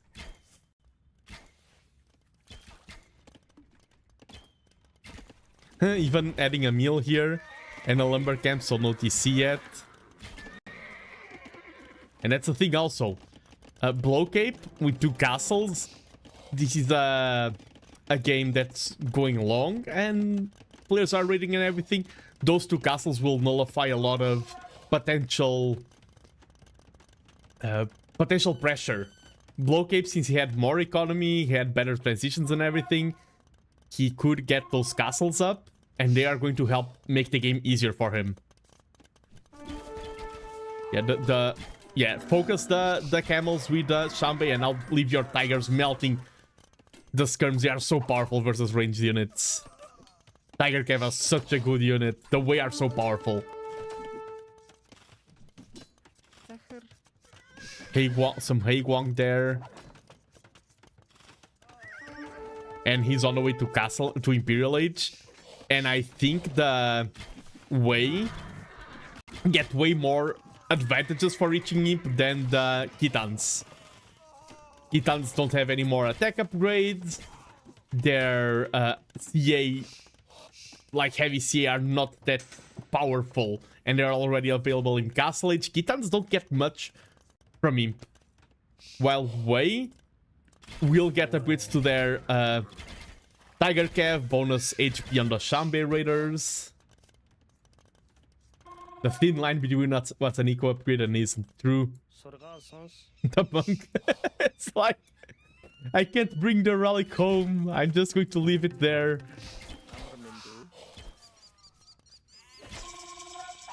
They will reach Imp at roughly the same time. Will it be an Imp into GG? We see Thumb Ring now. We see Conscription, Bracer, making those Shanbei even more lethal. A nice castle here, conquering the center of the map. And helping protecting any traps that you may add in the future. I mean, Wei are one of the traction traps, Civs, right? Yeah, traction traps. For Burgundians, market tax are specified as eco-tax, caravan and banking are listed as exceptions from discounts specifically. Oh, okay. Nice battle there for the Titans, though. Camel Riders and Plate Barding is on the way. And now those Shanbeis have lost their front line. Yeah, oh, nice. Clear a gap right on time. Yeah, we see Heavy Camel Rider, Plate Barding, Parson Tactics, and Chemistry. That's the thing, the Camels will be great versus the Tiger and the Heiguang, but Shanbei, like, it's a complete cycle. A full-on army comp. The Shanbei deal with the rest of the weakness, and we do see the first traction trap on the field. I still don't know, like, up to this day, the DLC has released such a long time ago. I still don't know if I like or dislike traction traps. But more villagers melting, and Antimon cannot afford to lose more villagers. Oh, drops a relic to go for a conversion, doesn't get it on time, and now the camels are being targeted by the Shanbei, they need to retreat.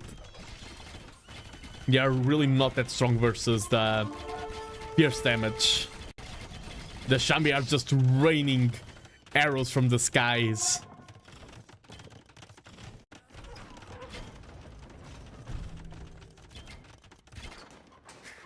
I mean, this TC, I don't know what happened here. What's the difference between traction traps and normal traps? Traction traps deal less damage to buildings, and they don't pack and unpack. They work in terms of attacking like a mango. Like, you move them and you attack. You don't have that packing in and packing out moment. They're slightly less efficient against buildings. The Shanbei are getting so much value versus these camels. And the skirms do counter the Shanbei, but they aren't enough in numbers. And as soon as skirms spawn, the tiger calves just shred them. Both have units that counter each other, but Blocape's army can pick the engagements.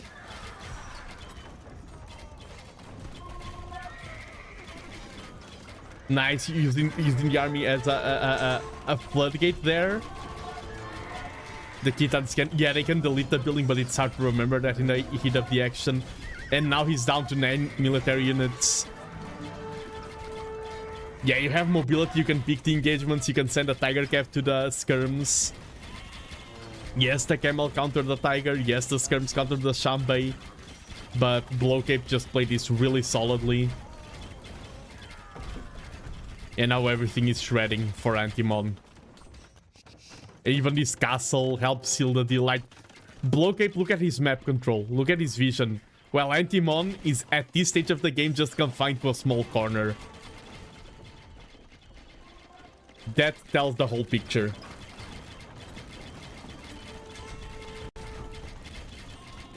If only you had a counter pick to win our draft stage. That is okay. Players can also overthink. Because it can happen, like, maybe my opponent is going to pick way here. Or maybe my opponent is thinking about picking things that I think that they think, and then you overthink things like that. Sometimes players just simplify. Sometimes you think about your own sieves and you forget your opponent's draft. There's a lot of things that can happen. And remember, I don't know the tournament of experience of both of these players. Maybe they've been playing tournaments for 10 years. Maybe it's their first tournament. High elo doesn't mean... I mean, maybe... Probably they have played a few tournaments, but who knows? You have 4 traction traps now. Only 1 castle for Antimon, producing the regular traps. As Credentos put it over on YouTube, they are the traps with the most aura. The packing and unpacking moment is quite powerful. The Tiger Cav, I was about to comment on that. They look so cool. That... I talk about good and bad changes to the game. Castles having unique skins and elite units all having unique upgrade skins were 2 of the best changes to the game, in my opinion. Absolutely love those 2 changes. I cannot imagine Age of Empires now as a world without those 2 modifications. I really love them. And now we see that what can be the final push here. The traps are targeting the castle. The Tiger Calf dives under the camels. And now takes down the traps. Castle is still alive but can't be repaired with that much army control around it. A lot of units are falling for Blocape though. He does fall back. But he's going to win the castle in return, and that was... Winning the traps and the castle was the main goal of that raid. You're in such a commanding lead right now that you can take bad engagements if that means that your opponent is in a worse position. But now the military unit went down, he can repair the building. The trap is still alive. Still getting hit by 4 traps, having to sell food, having to balance the economy. He's out of stone. The castle does crumble. The last bastion.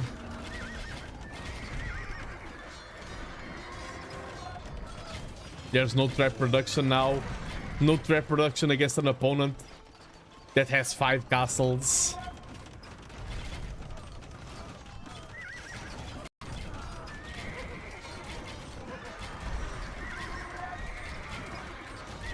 And we may see the GG being called soon. Another castle! This is no longer the defensive castle, and I love the outpost play.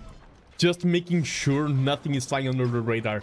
Ensuring that I have a good read of the game, my opponent is indeed facing his demise.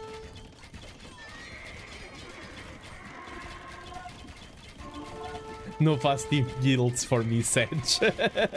Only fast castle caravan. Another castle. Another one. And another one. PCs go down.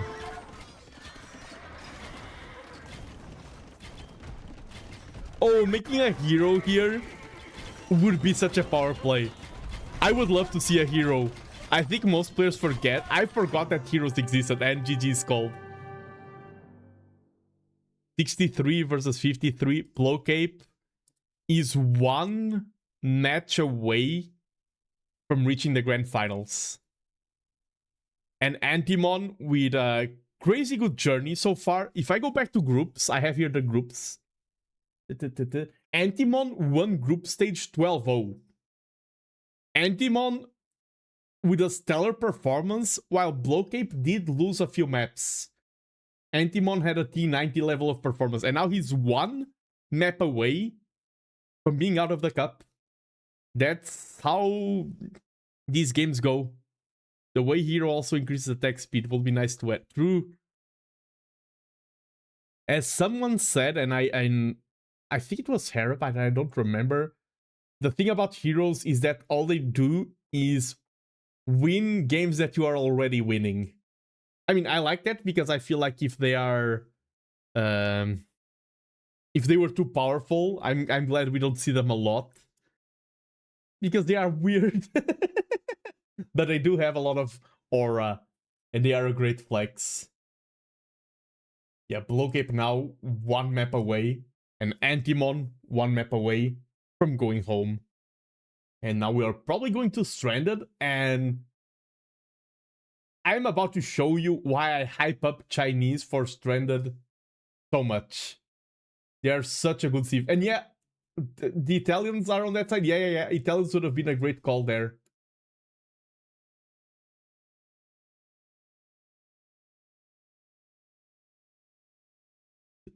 We did see the Kitans falling against the Way. They were also first pick, a superb pick. So I think we're going to go to Stranded. Very likely. I think we'll see the Chinese being picked. And on the other side...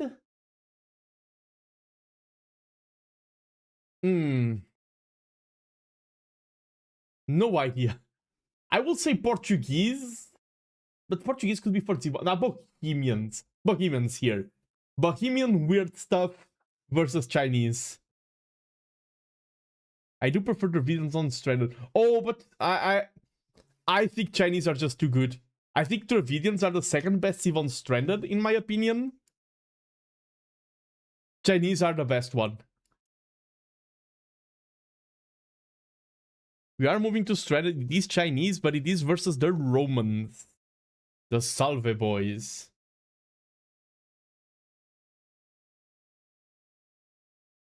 Oh, Chinese and persons are great. Like, Chinese are great in general. Now I'm going to show you why I hype up Chinese so much for this map. Let me just adjust the player colors. I forgot. Are the 2 best on Stranded? Yeah.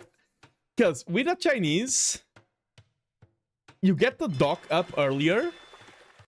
You can start fishing with your fishing ship, and you can go for a 0 idle TC start. And that means that you start with 3 more villagers than your opponent.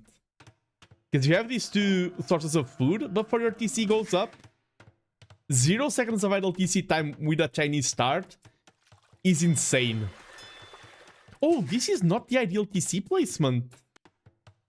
I wonder how much Blowcape knows this map, because usually one of the things about this map is that early pressure is not that strong. This is a map where we see a lot of fast castle. Probably one of the most fast castle friendly maps that we have. Because the TC can defend everything, usually. And then you have the food from the docks that helps the fast castle. And you can just garrison. Might be afraid I forget the second building.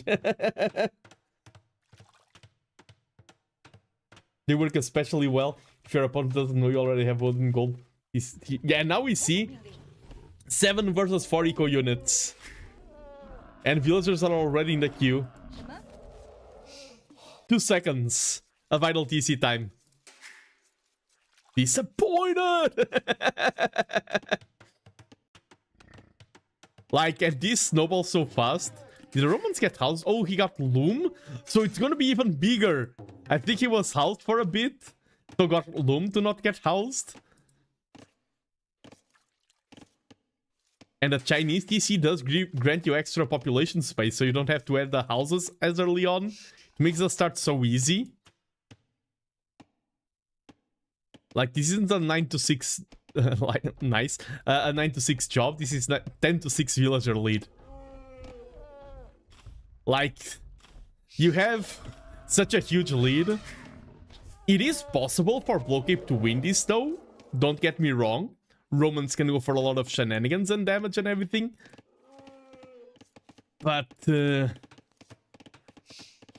okay, gotta go. Have fun. Viva la Javisti. Let's go! Javisti is great.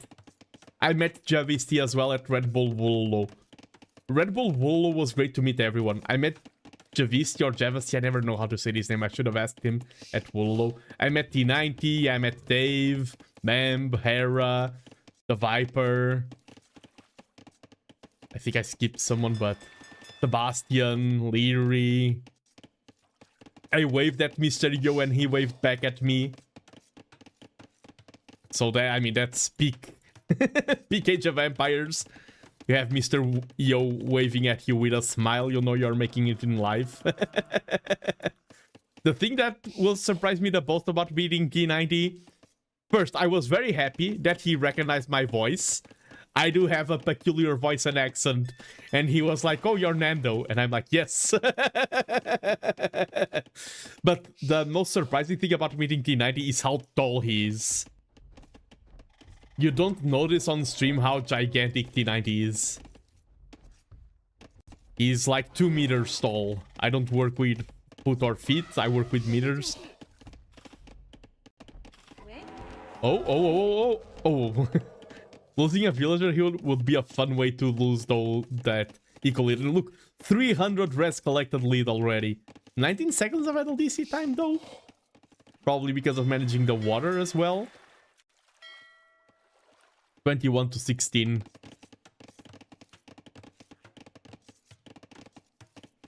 So things are... I wonder what the Roman game plan is, because sometimes Romans can go infantry, feudal age pressure. This map is not good for that.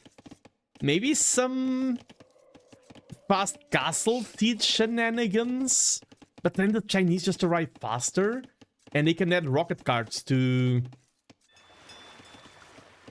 help deal with... I have no idea what the angle is. I hope Blowcape surprises me. I don't know if he's going to win or not. But I hope she shows me something that I'm like, what? The Romans can be played like that? Full monk? Are Roman monks good? Oh, they like sanctity. That's a rough blow. So, not full monk. I'm thinking, I'm really stretching the limits of my imagination. Man, no loom to get this far away elephants. Oh. Damn! Okay, that's a full HP villager. I would never do that. The risk isn't worth the reward. I mean, it is. For this elo, for me, I would just throw away a villager for free. No doubt about it.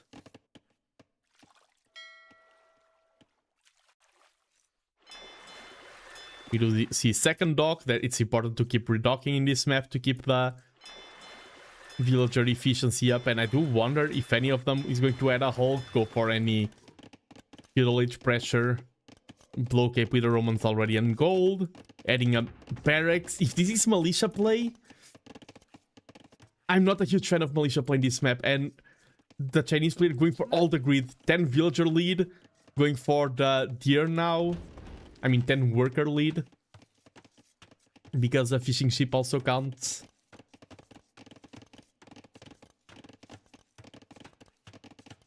And I wonder,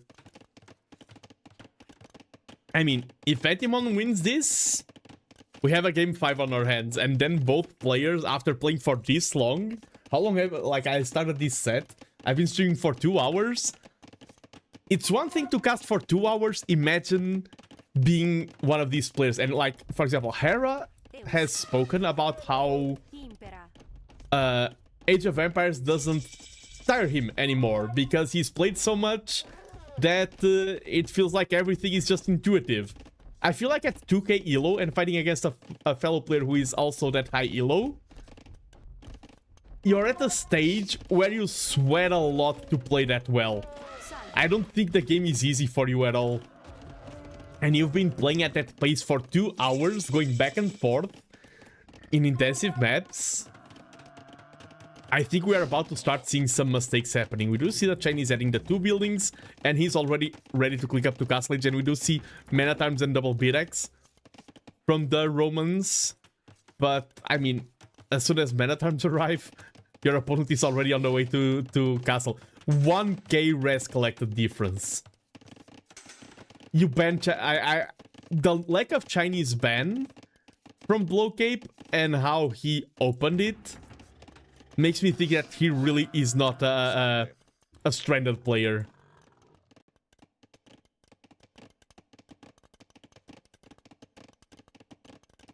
The real question is, will the mistakes be punished?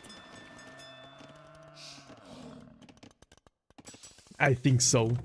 And we do see archers on the way. No, the way was the previous game. This is the Chinese. Sorry. And even in water, Antimon is the one to add the first Hulk.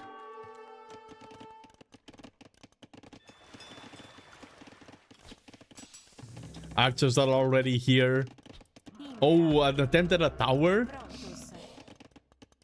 That's the one way you can punish the eco here.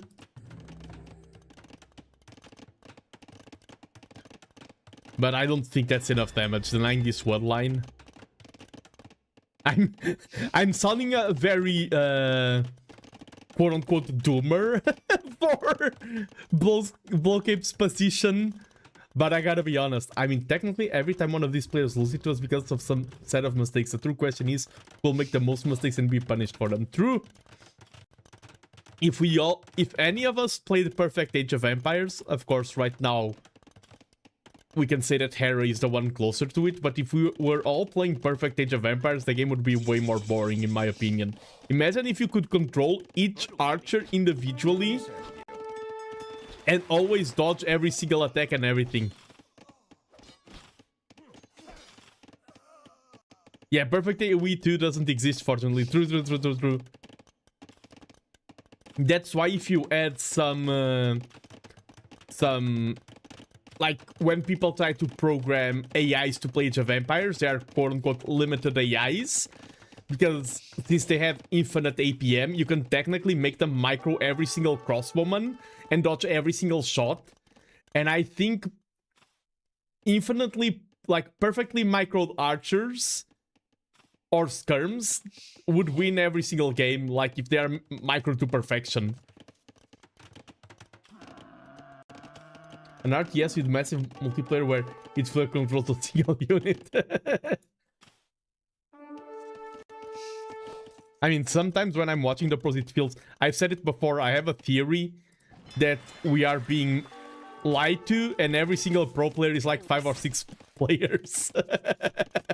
I'm just joking, but they do seem... If you're someone mid-elo and you look at a pro, what they do seems above the human. possibilities. Romans are on the way up to castle now as well.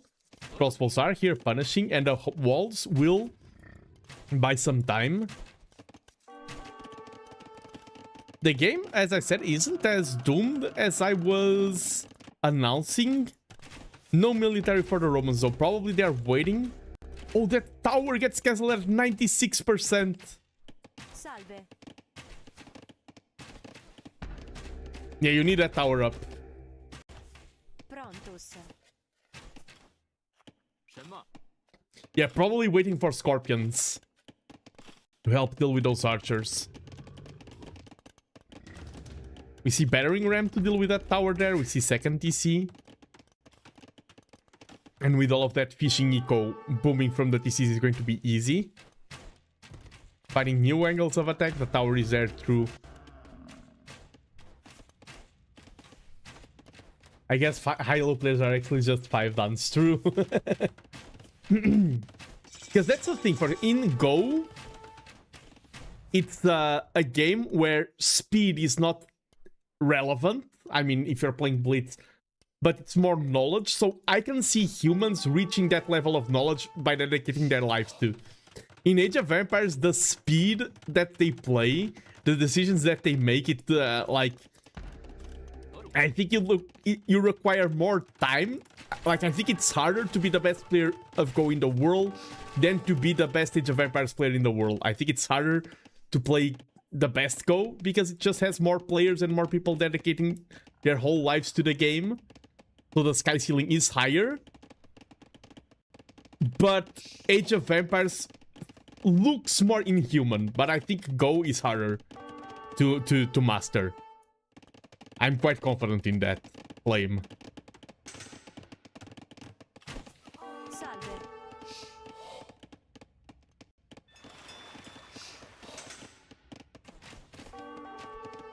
True, but it isn't speed like how fast you click. And now, yeah, the Chinese spiraling out of control and GG's called. I was talking about other topics. I could tell Blowcape never played this map either. GG Blowcape, sorry. Sorry for being so sorry Blowcape, we could tell. Sorry for exposing you like that. Compared to the previous matches where it was so even and back and forth. Nice, GG. But that just means that this was our calm before the storm. We had a slower map before diving into the game number 5. We have a 5-game set on our hands. That's the best sets to cast, and now, as I said, both players are pretty nervous. However, Antimon just had a win, which is a confidence boost, but he is playing on Blowcape's map. So both have something going for and against them. So far, everyone has won every single one of their home maps. So Blowcape has the lead. If I'm playing this as either player, I'm really nervous going to this final set. I'm really I'm really stressing out here, thinking on how things will go. And let me just check the sieves. It is Zimbabwe. I think it's going to be Bohemians versus Italians. No, Portuguese versus Italians. Final call. Portuguese versus Italians on Zimbabwe. And they are both really good sieves. I should have stuck with my first gut feeling. I am Portuguese, so I always try to pull things into the Portuguese side. But we have... I forgot to change the colors again. I just want to dive into the maps.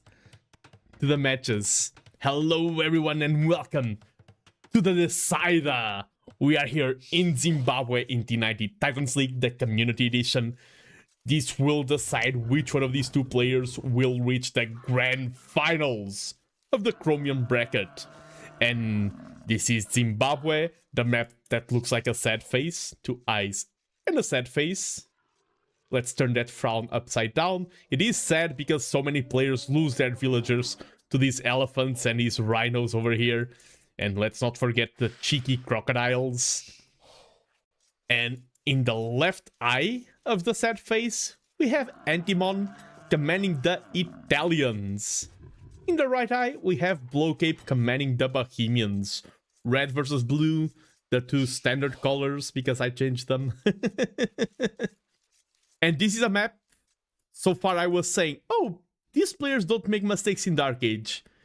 This is the map with the most interesting Dark Age in the game. In the tournament, sorry. In the game, that's too much of a bold claim. The game does slow down after Dark Age, like Feudal Age is calm, Castle Age is chaos, and Dark Age is chaos. And this is the reason why there's a lot of food here. There's 2k food in elephants. There's 1.6k food total in rhinos. And they are quite exposed. You do have your starting boards, but a lot of players go for the greed. And this is the greed. We see Antimon, who is playing not on his home map. So he's the underdog in terms of map preparation here. Grabbing Loom, going forth with the villager. Has Blowcape scouted this? No, his scout is just pushing Zebra. So he will not spot the Rhino. I would delay the Zebra push a little bit because you can see Gaia movement through the Fog of War.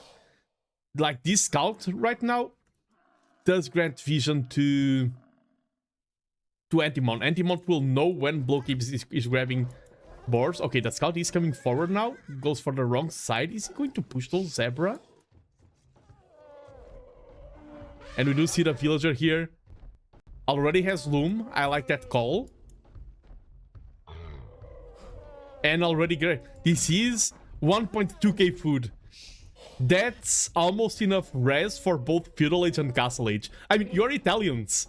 That is enough food for Feudal Age and Castle Age. Walking through your front gate and completely unpunished. In this map, a lot of players punish the greed. One of my things here on the channel is that unpunished greed is pure reward. Beautiful. Beautiful. Antimon is really happy right now. Blowcape is doing good plays. Pushing Zebra is nice and everything. But this is good. This is like a 6 out of 10 play. This was a 9-10. And hello, Chimpunk. Hello, hello. Welcome to the stream. Hope you're having a lovely Wednesday. Or Thursday if you are living in Japan or other country around that side. I mean, even in Europe, it's already Thursday on some places. But hello, welcome in. Yeah, and this, I feel like this is too small. 6-7. No, I'm going to lose all my viewers. Right now, saying 6-7 is worse than doing one of those minus 7k viewers T90 jokes. Yeah, and now this is what you should do with the scout. Annoy. In Age of Empires, being annoying is so powerful, and Antimon should win this. Antimon playing away from his home map is really playing the map really well. And I like how he got his massive win with early Loom, with the scout, and now he's not going for any more shenanigans. He's like, I got my wins, I'm happy, I can now just be annoying and stop you from catching up. Of course, Bohemians versus Italians. I would love, I don't know how this game will go, because Condottiero can be situational and rare. I would love for Condottiero to be the win condition of this game. If Condottiero like, Bohemians have great gunpowder. If Condottiero can come out in Imperial Age and counter the gunpowder, I would love that. Oh yeah, there's going to be cannon versus cannon action. Italians have cheaper gunpowder units, so if it is bombard cannon versus bombard cannon, I prefer the Italians. But the Bohemians can start building them faster because they have chemistry earlier. Why is auto mode so let me allow that message.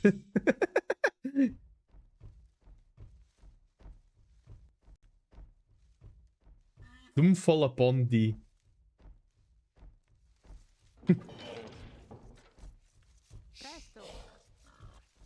Even getting one more rhino while I was distracted with auto mode.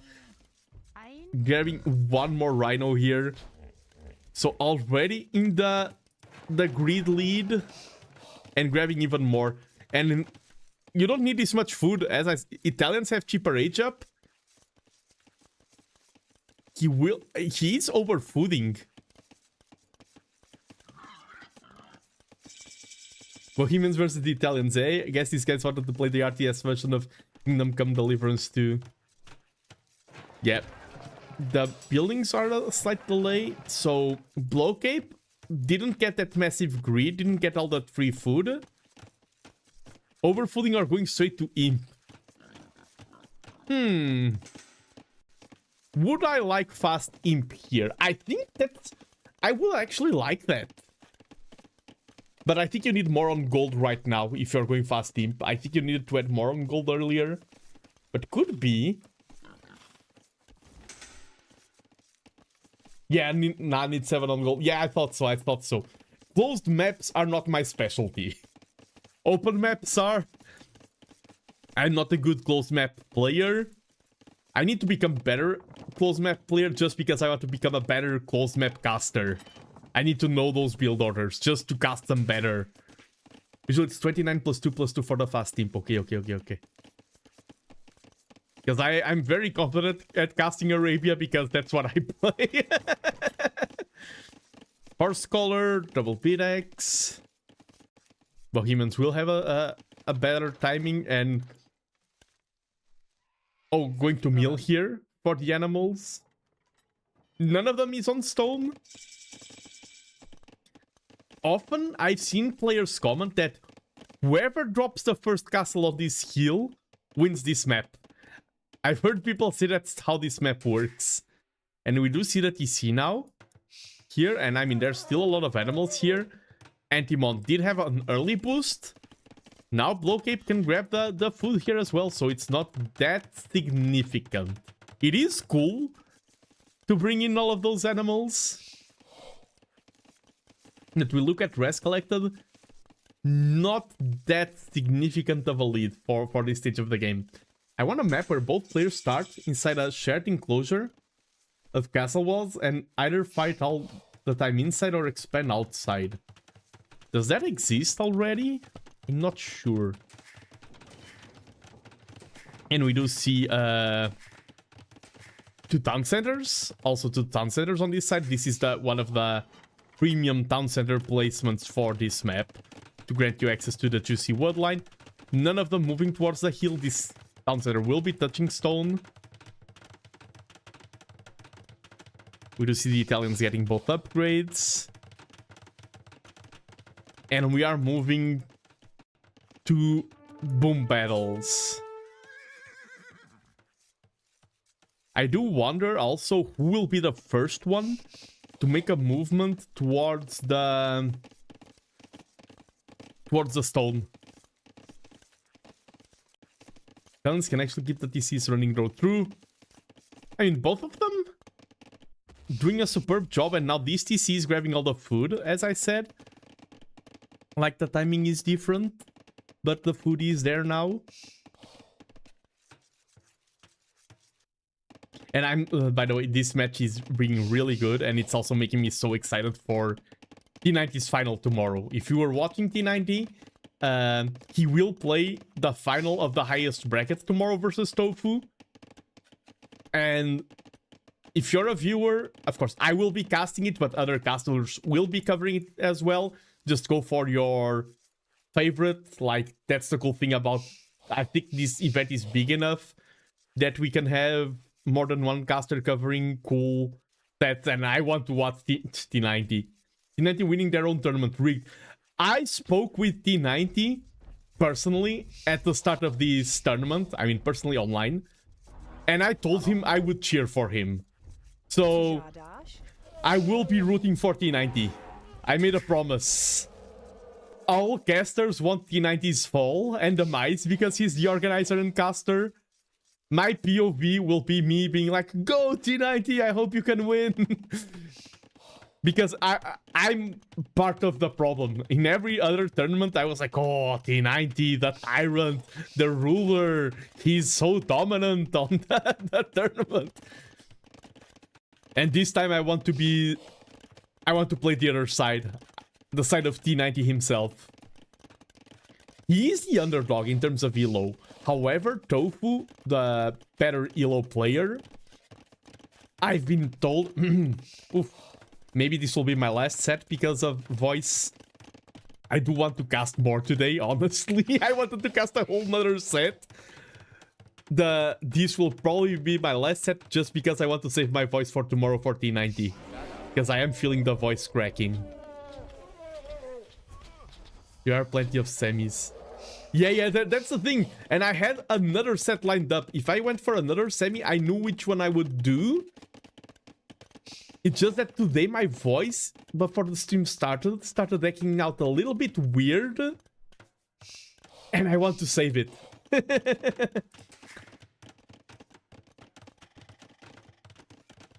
And we see for TC, no one is moving towards this hill yet. I think right now it's not the most important thing. Soon, it's going to be the most important thing, like once they reach Imp.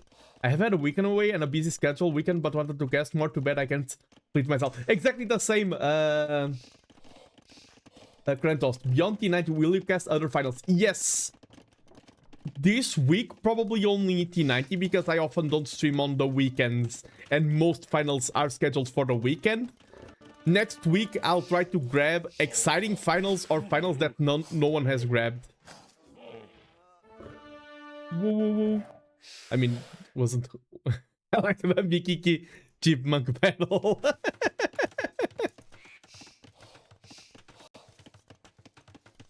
I mean, I met Mikiki at Wololo. I don't think I've met Chipmunk.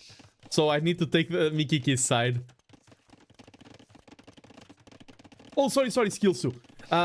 Tofu is the... I think I interrupted myself. Tofu is the highest elo player of the entire tournament. 2700 elo. So he's a powerhouse. But I've been told that he's a big Arabia player. And he can sometimes fall when playing non-standard sets. However, this is my honest opinion. I feel like if this was a quarterfinal, T90 wins it easy. And thank you for the bits, Mikiki. Thank you. I think in the quarterfinals, T90 wins it easy because he's super experienced in these maps. It's like the opposite. But now, like, Tofu has reached the final. He practiced along the tournament, and also that gave him time to know the maps. He knows he's in a final, probably did some better prep. So I do believe T90 is the underdog here. I thought his peak was 2650. Probably. 2600 is probably more accurate than 2700. You're right, Mikiki. Information was blurring together in my mind. Still, the strongest elo of the tournament. And I don't think anyone can walk into the finals declaring that T90 is automatically the winner. We see Bohemians going for archery ranges. Now that we had booming while chatting, I can now transition back into the game, and I do love chainmail armor. Because if this is hand cannoneer play out of the Bohemians and all of the gunpowder, you are taking into Condottiero. And the hill is already conquered by the Italians. I prefer the Italian setup here, even though Bohemians are slightly ahead. Oh, there's the America Cup. True skill too. I think Tofu is the favorite for the... I mean, I also don't know. We all know T90 because we see him. Maybe Tofu is also prepping for other tournaments that he prioritizes more. We have no idea. It will be a great final. That's why I want to cast it. Italians are in Imp. Bohemians are still on the way to Imp. And we do see Condottiero. Let's go. And we do see the Siege Tower. Oh, this is going to be a cool match number 5. What a way to end it. Siege Tower Condottiero versus the Bohemians. With Rams to help take down the castles. Something's happening. Yeah, this was the build-up. And we do see Elite Skirms won't be very happy to see the Condottiero marching onto the base. And here they are so fast. And yeah, Bohemians do have more res collected than Morrico, but... Hello, Condottiero are here, and hello, Hagen as well. It's not often that we see Condottiero being the first unit at the battle. Nothing to do versus True, like, food trucks or Hussite wagons are countered by Condottiero. Maybe some... maybe our ARBs will be the play here. Italian ARB. You're destined to play Bohemians versus a Czech player. Skirms is a choice. Bohemians have... yeah, they do have ARB. We see chemistry on the way. Even doesn't click chemistry in Castle Age. I'm surprised by that. And hand cannoneers are clicked. Ooh, this is your game plan and you want to stick to it. But Condottiero will melt the hand cannoneers. Like, the game was really slow so far. And I think the Antimon had a much better build-up. He was happy that the game was slow because he wanted to reach Condottieros. This is a state of the game that he wanted. This was his win condition. And he arrived at it for free. And the Bohemian economy is just crumbling. And beyond that, he has the heal here. And he has the outpost. He has such a massive map control. Tofu, I believe, isn't in any other tournaments other than was trying to qualify for Worlds. Okay, okay. So I think T90 is the underdog and I will be cheering for him this time. But in this game, 40-0 eco KD. And the luring of the deer was fancy and everything. But that's not what won the game for the Italians. It was the Condottiero unit choice and option. Italians are such a good sieve in the late game. They can counter everything. They have good bombard and everything to help counter,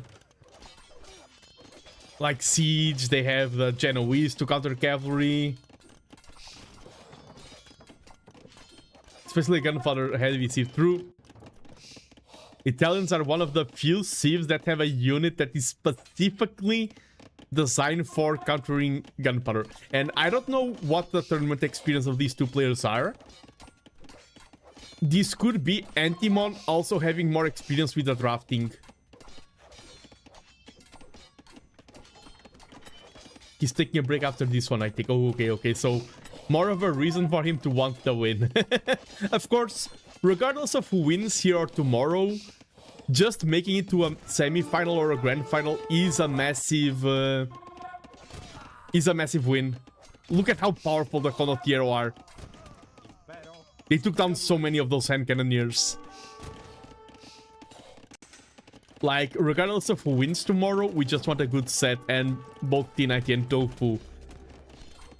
Massive salute to them, and here today as well. It looks rough for Blowcape, but what a set.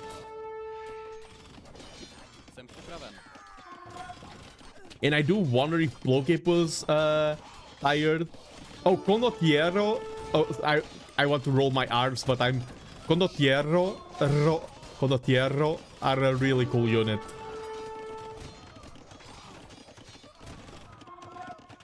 In terms of name, design, and everything. Everyone talks about the Teutonic Knight, everyone talks about the Huskarl, everyone sleeps on the Condottiero. 67... Oh no. Oh no. Look at the Eco KD. No. Not that number. Portuguese does not have rolling R's. Oh, we have, but it's Condottiero. There's two types of R's that you can roll. You can roll with the throat or the tongue.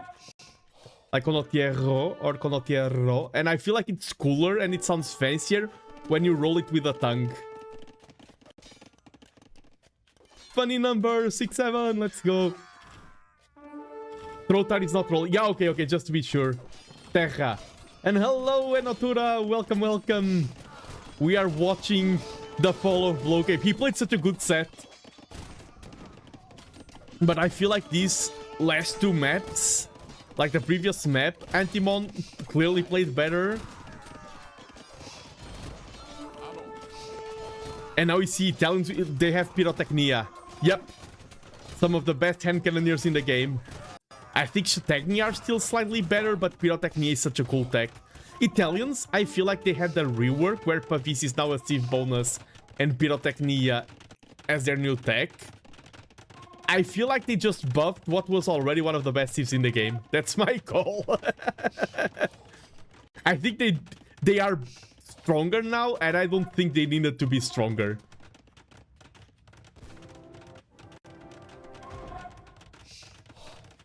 Italian's the favorite child, for sure.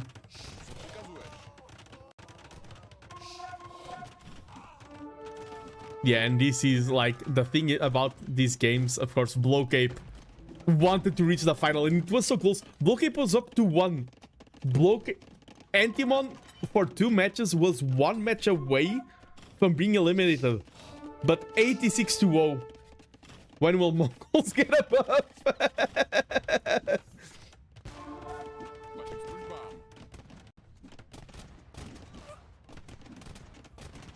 The Nordic DLC will hopefully get biting, but yeah, the American DLC that destroyed the Incas as a civ. Yeah, and I know that I think Blowcape knows that he's out. Trying to grab some relics, trying to grab whatever he can. But Antimon just reached this stage. Because usually Bohemians would be great in the late game. Not in this matchup.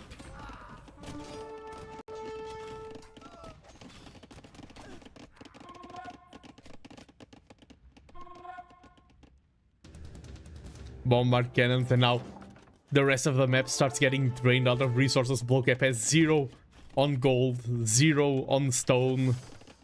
All his gold is either market or relics. And even this monetary is being targeted by the castle. Trying desperately to grab whatever he can of the map. Look at the vision. Antimon playing like a caster.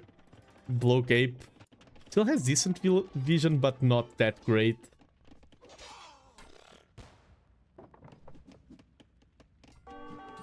Getting fletching and ballistics, I think that's just for the castles. The Pyrotechnia coming into play there.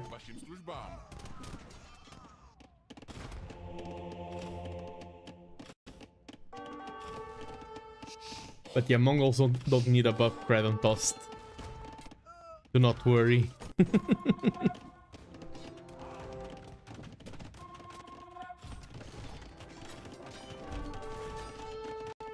Oh, this is... Do Italians have siege ram? No, that would be too much. And we did see a Hussite wagon there falling. Like, he's just producing what he can produce. Is that YouTube chat on stream? Yes, it is. I double stream, and I always have both chats up. I'm streaming on Twitch and YouTube Live.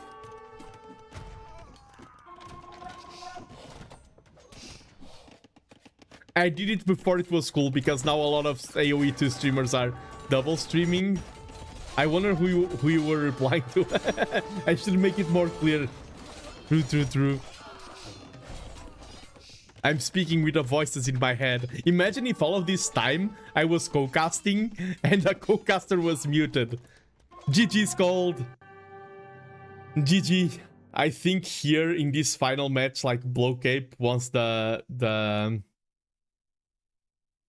Genoese crossbowman, not just the Condottiero were out, had no angle of staying in the game, and we all want to see an underdog story. We wanted to see Blowcape win, but salute to Antimon.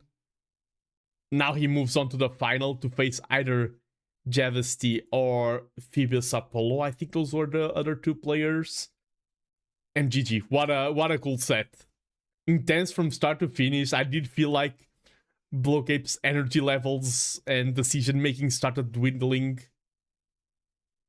at the end of the set, but he still showed us such a cool set and winning that match number 1. Nice. GG, well played. We have a finalist. Antimon here moves on to the grand finals. Congratulations. Well played. Let me check. I'm still deciding, do I cast another set or not? I think I still have it in me. I will save my voice. I will not shout a lot. Do you want to see another set? Do you want to see the other semi-final of the Chromium bracket? Do you want to find out who will fight against Antimon in the final and how do they play? I will give you that. I will cast one more set. I do it for you. And because I want to cast, I also do it for me.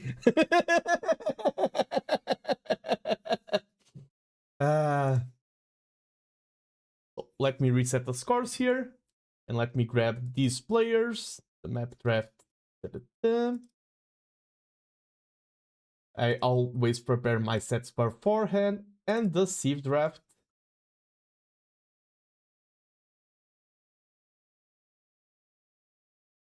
Wait, didn't it update? Now it's updating. Okay. Antimon versus Blowcape? What?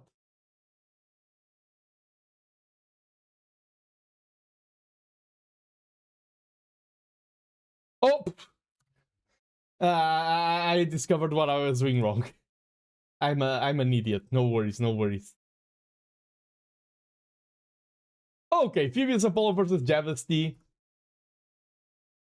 Let's see who is the other finalist. Let me announce it on the Discord. Da-da-da.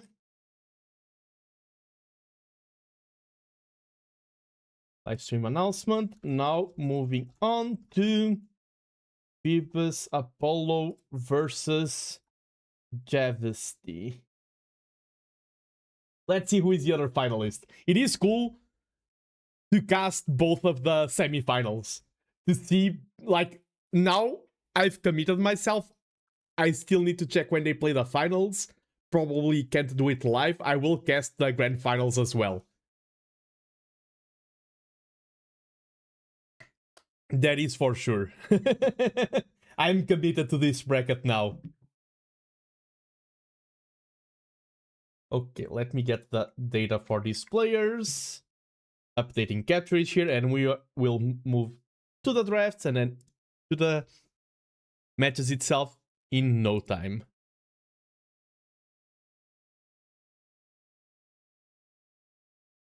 Ooh, and I took a glance at the draft, And I like when I cast two sets and their map choices are different. I'm glad we are not repeating. The only repeated map is African Rivers. Ooh, that's nice. And it also paints an interesting narrative for the finals, because this shows that these players have different favorite maps from the other ones. Previous Apollo sitting at 1735 elo. Javesty sitting at 1779. Let me update the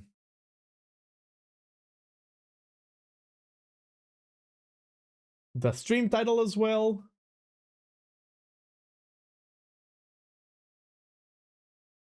It's no longer, it's still the semifinals, but now it's, oh, I mistyped Antimon's name in the title. No. Phoebus up. Oh, and he was here versus Javesty. And Javesty, I did meet at Red Bull Wololo. Yes, Red Bull Wololo Londinium. And NandoCast, yes, let's go, Javesty. Oh, by the way, I wound up taking an assessment test for industrial maintenance. I was interested in getting to the trade section of my job. I scored 50 correct questions out of 153. No! Okay, you didn't study any materials. Okay. But let's go now to Javesty versus Phoebus Apollo. All the maps are different from the previous set we cast. This is the other semi-final. Let us see who will face against Antimon in the grand finals. And we are going to start on Bypass. Then Phoebus Apollo has Monocle and African River, two very aggressive militia-oriented maps. And Javesty has the opposite. Navy boomy maps. I mean, Northern Crossing can be a little bit less boomy. Seychelles is one of the games that creates the longest sets that I've seen in the tournament so far. So I'm two players that really prefer different styles of maps. For the draft, Phoebus Apollo banned Turks, Portuguese, Saracens, Ethiopians, Vikings, and Kamai. A lot of civs that are good on closed maps or hybrid maps, and picked humans, Chinese. Chinese are not that strong because stranded isn't a choice.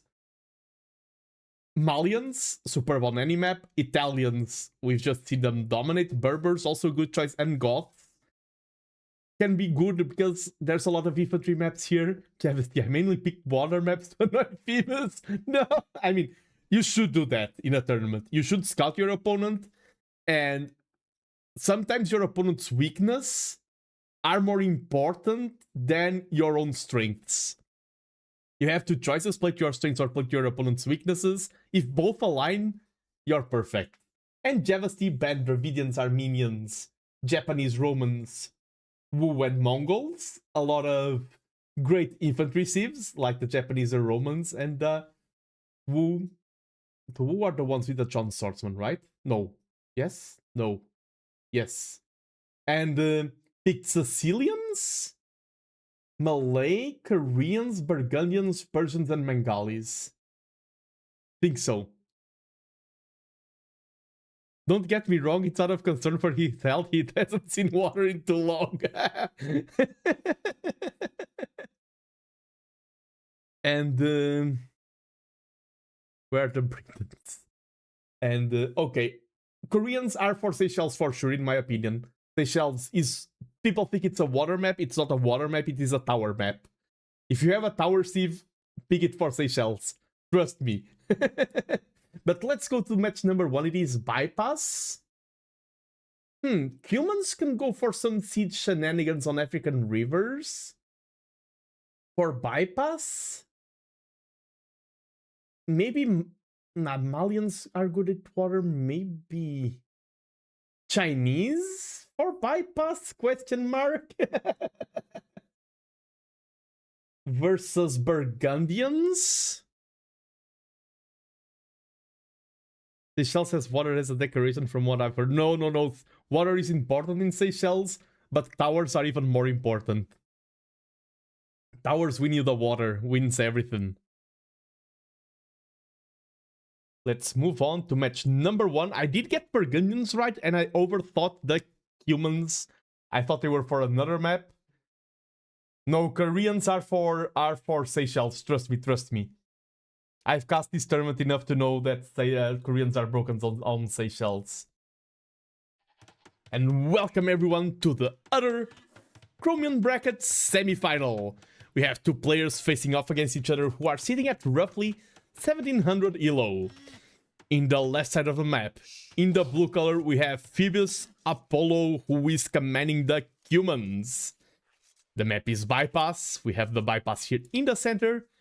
And at the other side, we have Javesty, who is leading the Burgundians to war. I prefer the Burgundians here.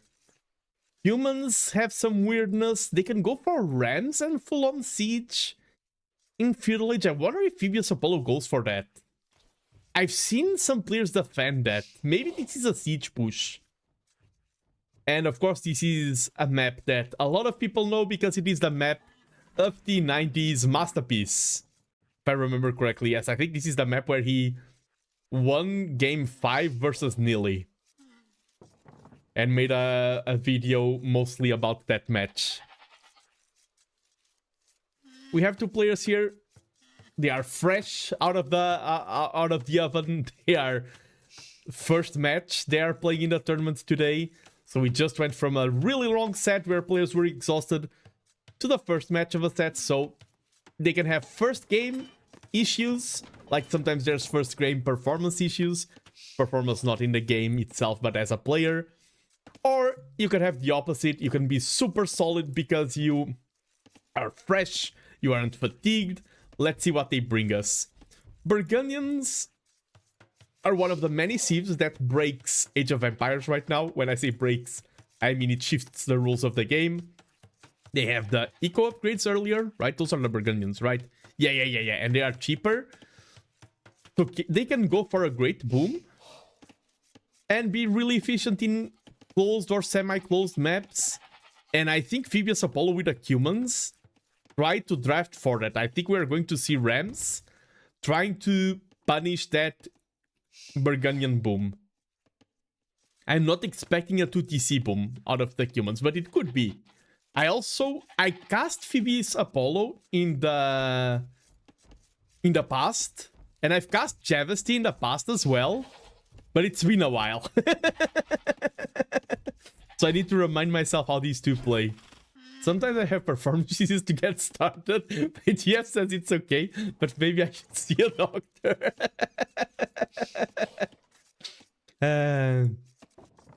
Yeah, maybe I'm not an expert in that field. I mean, I am a doctor, but a doctor in mechanical engineering. So I can't help you with that situation. Sorry.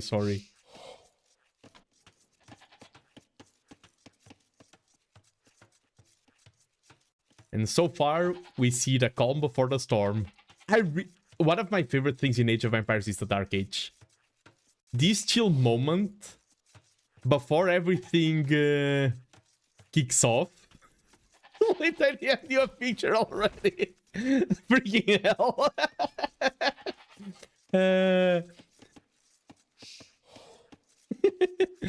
Okay. The calm before the storm. Let me go back into the set and let me also remove my jacket. Why am I wearing a jacket? It's so freaking hot. And hello, Otter. Welcome. The Otter AoE. How are you doing in this lovely Wednesday night, which is already Thursday night or Thursday morning for some places in the world? And Wednesday afternoon for others. I know my time zones. We see humans going for Feudal Age right now, and I think we see them in gold. I am dismayed. T90 cast TTLC. I didn't cast the best TTLC game. I've heard that you've played quite a few cool games, Otter. I've heard rumors in the streets. Oh. You mean my show match, right? Your show match was fire, Robotic Bro. I'm also hyped for these semis. Yes, I'm also hyped. We just had, this is the second semis I'm casting. The other one went down to a game number 5, and it was really high level. And now, because we have that reference of how Blowcape and Antimon play, we can now see who they are going to face against. Can these players match up to the might of Antimon in the finals? We see the barracks here. I want to see, once feudality is reached, what's the decision? Archery range?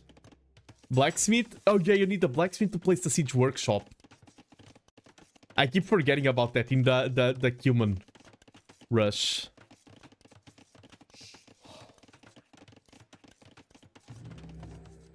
But we are about to see chaos. The players aren't going to play it slow. They aren't going to camp. I mean, maybe Javasti wants to, but Phoebus Apollo won't let him. And he didn't take any precautionary measures. I've had quite some good ones, but Emo, it's hard to touch. Tulu versus Scotty. Oh, okay. Let me just fix an issue there with chat.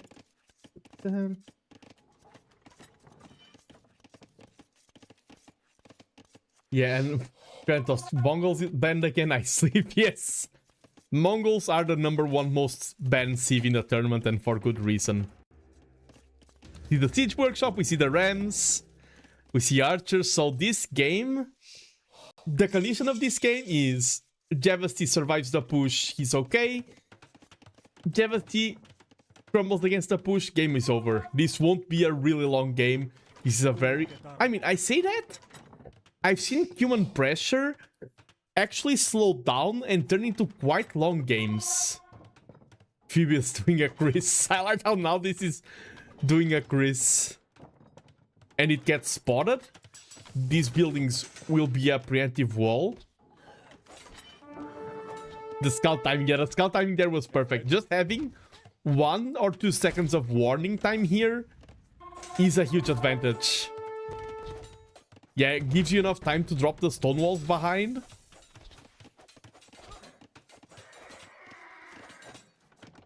I had forgotten I deleted that field. I didn't see the field deletion. I completely missed it. Probably trying to delete a wall or something. We do see the watchtower follow-up. The market will crumble, but Castle Age has already been clicked up. Javasti just needs to buy time. We don't see any Flemish militia on the way. That's another of the powerful units. Yeah, I always delete the videos. Also get rank Javasti. That's the cool thing, by the way, if you're a new viewer here. Some players who play in these tournaments are like in the first time. Others have been around for ages. I feel like I've been seeing Phoebus, Apollo, and Javasti since the first tournament. And that's why there's a lot more banter in chat and things like that. And if you want to be like, oh, I want to be one of the players who has played 1,000 tournaments, community tournaments, you can sign up for the next one. You can sign up for this one. Now, Yeah, wait.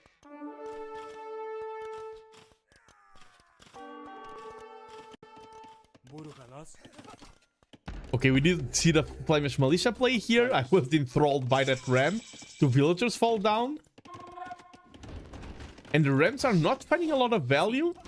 And now Javasti also has access to a siege workshop. The mangonels will be great at clearing this. Flemish militia should get locked. But I'm not a huge fan of Flemish militia as a unit as well. His watchtower is being pressured. Phoebus Apollo, at the end of the day, he still has a decent economy. The problem is his opponent is already in Castle Age. That's a lot of investment that Javasti has made and that Phoebus Apollo still has to do. This is a correct target for the Rams, but probably a bit too late because the mango is about to pop out. And it's going to melt those Rams, and Phoebus Apollo Spush just ran completely out of steam. Javasti is behind in eco, but he can easily reboom. I don't think... Oh, nice micro there. I don't think that was critical damage.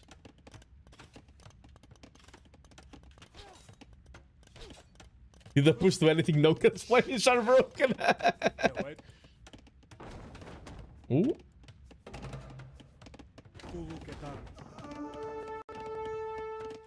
I like how Otter really takes offense at a personal level to the Flemish militia.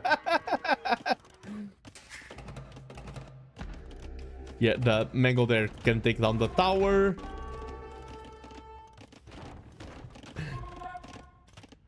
The best strat is banning Burgundians.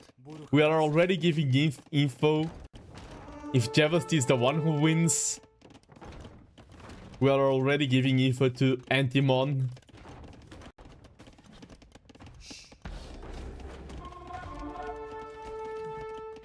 And that's so much siege out of the Burgundians now. And the thing also is that Burgundians only have one eco upgrade yet because of how chaotic this is. Decides to leave the watchtower there to send a message. I'm so good at this game that I don't need to take your tower. I will leave it there just to give you vision of your own destruction. See the units that are walking. Why did that take down the tower? Javasti! It's like, this is a metaphor. These flames are what I'm going to do to your empire. The ram! The ram! Let's go! Yeah, true. I do believe the Flemish militia were not the biggest thing here. I think it was just a strategy. The going an efficient, fast imp and fast castle and buying time and scouting it.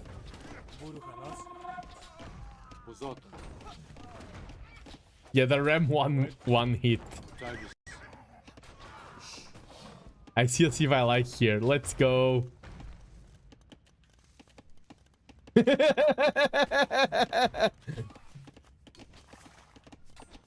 I mean, the scout will be very happy versus this unit comp. I mean, not against the Flemish militia. And Phoebus Apollo does have the eco lead, but it's a very unbalanced eco. He's still playing this well. What are these villagers here for? Repairing the siege? Oh, it is to repair the siege. And the villagers are fighting. The villagers are crumbling now. And GG's called. Javasti wins game number 1. And that's the thing about these builds. Phoebus Apollo went for a very aggressive type of build. But if it gets hold, was idling the TC. Oh, you idled the TC to help survive. To click up to Castle Age earlier. Yeah, the if like if the Rams were a bit earlier, if they could find better damage, like maybe if instead of the market they could go this way. I mean, there was a defensive tower there. There is a possibility for the humans to win this. I agree, Javasi. I think if you go full boom, if you go for all the eco upgrades, you just lose. I agree with that. I agree with that big time. And that was exactly what I was saying when it started. And I mean, as soon as you probably were expecting it, you scouted it, and then you acted behind it. That's the problem also with humans. It's like the Franks or the Britons. It's that sometimes they can telegraph what you are going for. In humans, you have two options, the boom or the aggression. If you scouted Phoebus Apollo, maybe you already had a solid idea for which one of the two would be, and then you just had to confirm it. The fact that you are mentally prepared for a pressure like this makes it way easier. Because a lot of dealing with attacks like this is the mental damage, it's the mental chaos. So Javasti does grab game number 1. But we still have a set on our hands. Map number 1, bypass goes to player 2. Bros, y'all pranking me. Stop guessing my games. I'm about to go to bed. No, and hello, Phoebus El Polo. El Pollo. Welcome. And I do double stream on YouTube and Twitch. And the fact that I stream on YouTube, some people are not a big fan of the platform. But it means that you will have the VOD forever. So 1 year from now, if you want to remember this set, you can check on it. And we did have the Burgundians winning versus the humans. I had barracks because the original plan was Flemish plus Ram push. Oh, okay, okay. That's good, I'll watch it back. Nice, nice, nice. Hope you enjoyed the cast. We just went over match number 1. Please no spoilers, of course. And let me see. Map number 2, it's Phoebus Apollo home map. I would go Monocle. Which of the civs? It's a pity. I would love humans for African River. I 3-0'd Javesty. That is impossible. I would love humans. That's the only reason why I wasn't that happy with humans for bypass. I would love humans for African River for this exact build. But I think we're going to Monocle. What? Sicilians? Could be Sicilians on Monocle. I've seen them play there. For Javesty Sicilians and for Phoebus Apollo. Italians and Berbers could be for the water maps. Malian, but Malians are also good for African rivers. Maybe Goths Monocle? Or Chinese Monocle? I would say either Goths or Chinese versus Sicilians. Final lock. And now the map won't be Monocle and all my guessing was for Nai.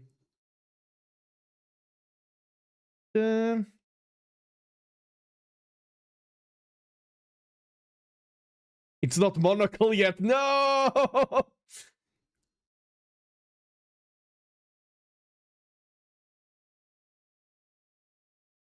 It is African River, and we have the Chinese versus the Malay. Of course, Chinese. All these food access do help you with the start. How low can you get of an idle TC time? Oh, 2 seconds. Map draft is as bad as the Steve choices.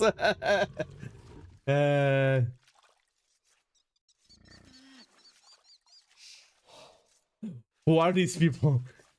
Chris? Who is STA? And Chipmunk in 1.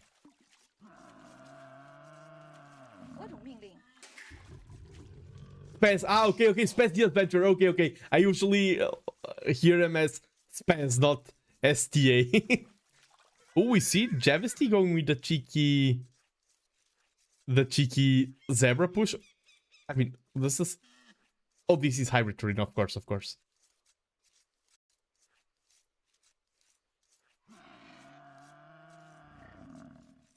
Oh, I didn't know that was a censored word. Okay, okay. Yeah, this is a regular start here. Chinese have 2 Vil lead, but of course they already have Loom. So it's actually... I mean, it's 1-2, but it's truly 2-3 Vil lead. Because they only had 2 seconds of idle TC time.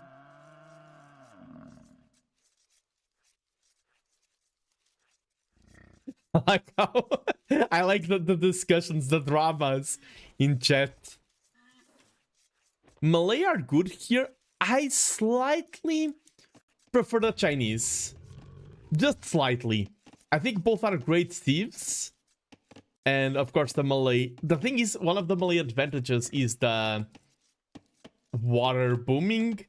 This is not the best map for water booming. Usually you get the neutral fish. You don't fish trap because your fish traps, since it's hybrid terrain, are all extremely vulnerable and you don't want to invest too much into navy into defending them. And Chinese are one of the best teams in the game. They are extremely versatile, just have better farms from the get-go as a Civ bonus, cheaper techs, great units, like the Chukunu and a very complete tech tree. But I think the Chinese are favored here, but it's not the level of favor like, oh, it's an automatic win. It's all going to come down to execution, to unit choices. Both move to water. That is what you should do in this map. Oh, you gotta go. Rest well, people support El Pollo. Really like the El Pollo version of the Apollo. Have a nice rest. And enjoy the VOD later on. And remember to leave a follow, like, and subscribe depending on the platform that you are using. And thank you everyone who is watching. Hope you're enjoying the action. Oh, disaster! Little old Steve here has been trapped, and we don't see he micros it. Famous Apollo, that's why he went to sleep. He's like, oh no, I saw that moment. It's about to be the moment where my villager gets trapped. I have 2 more villagers, but one of them is on a vacation. This is like, this map is one of the best vacation destinations out of all the maps. It looks so pleasant. Like seaside TC, lots of fishing. I think actually like sometimes weird videos perform well. Doing a video like okay, new idea, I'm cooking for YouTube. Every time there's a new tournament, rating the maps for 1 to 10, how each map would perform as a vacation destination. Weird things tend to perform well. Why did I say that on stream? Now my idea is public. Everyone is going to steal my great, superb idea. Doing tier list vacation destination. You see the Chinese scout here fighting the eco. This is a map that's good to all. If that would show up at my YouTube page, I'd watch it. T90's listening. Oh no. I mean, that's a cool T90 video, but that also sounds like a great Spirit of the Law video. Like when he does a little bit more trolling things. Ocean is overrated for vacations, can't change my mind. Depends. If you live in a country that is extremely hot, and that ocean is a 5-minute drive from everywhere, ocean is great.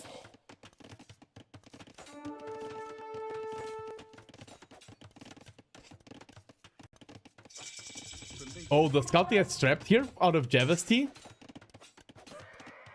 Oh, the monument collapse. I remember that. True. And we do see archery range. Let me focus on the games as well. Oh, I'm the opposite. You talked about your Thessalophobia.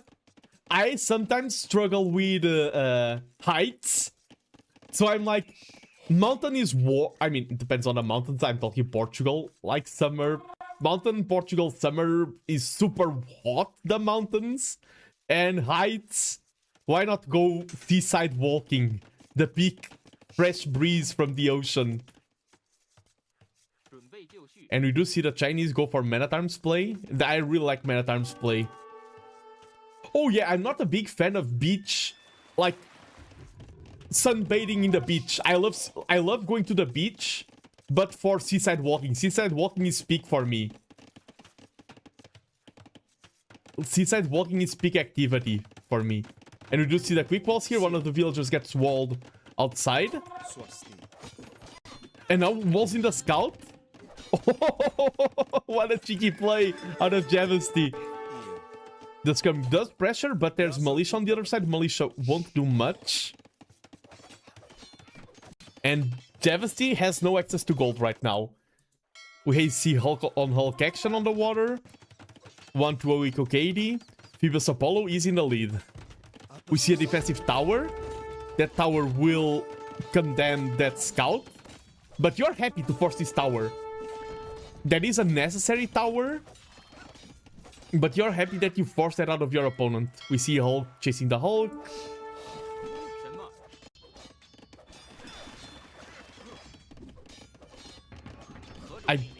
I don't like the I mean, they are causing damage and they take very little damage from the skirmish through, but unit HP is valuable.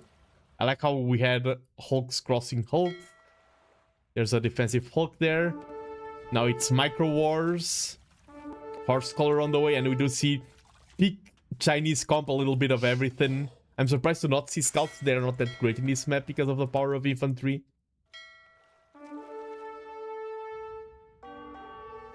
A lot of water action. I think both of them backed down on land because it's like, okay, we need to focus on water. There's so much going on. The scary thing for Phoebus Apollo right now is these numbers here on top. He has a lot of military. His military didn't gain that much of a lead.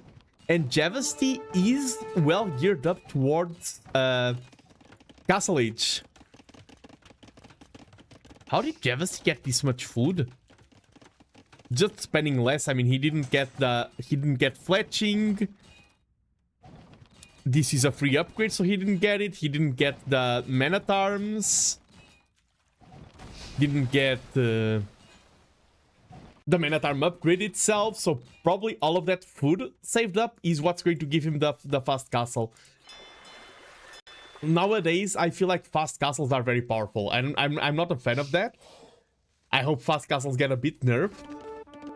I mean, this isn't a fast castle, there was battle and everything, but I feel like beelining castle, like I'm using the term fast castle wrongly, but focusing on Castle Age right now brings you a lot of advantages. Look at my Vils. HP.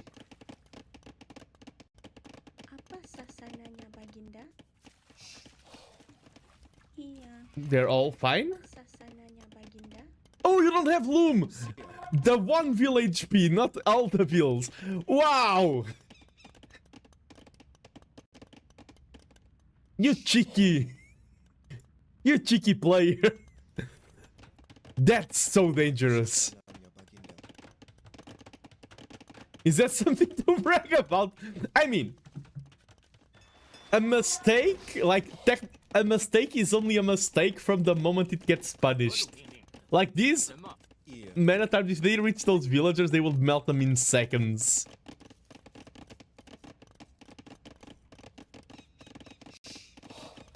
Yeah, this is such an aggressive map. Like, if there were archers here, you don't need to go to the tower. If there were archers here, all your villagers would crumble. And you didn't notice that you don't have it.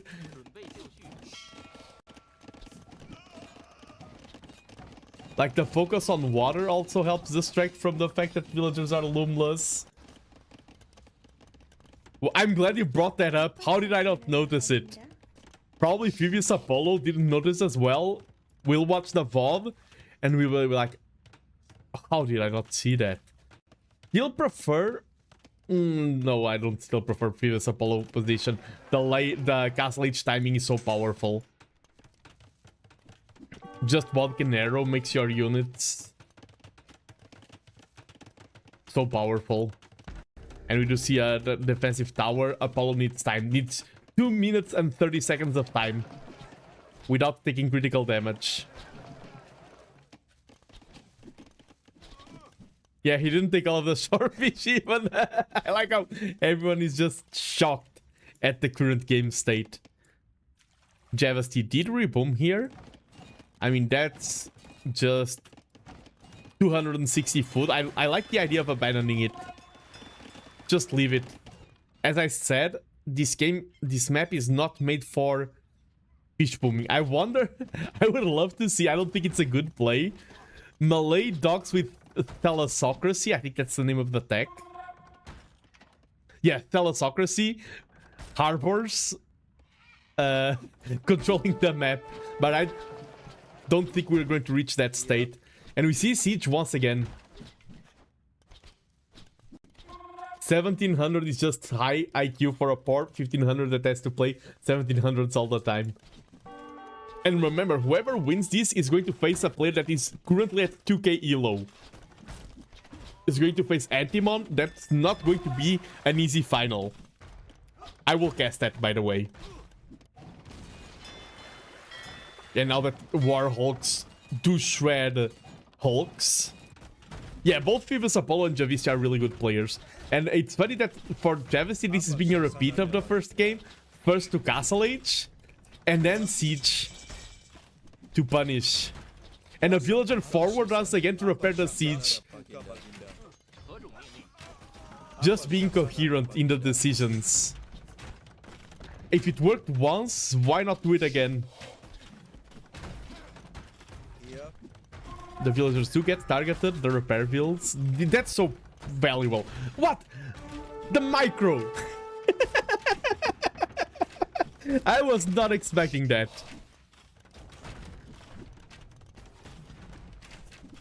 Phoebus and Apollo. Yeah, Phoebus and Apollo are both great players. I think Javisti is also quite good. But both Phoebus and Apollo are... And hello, D1100. Welcome, welcome in. Now that the Chinese are in Castle Age, Knights will be great at clearing this.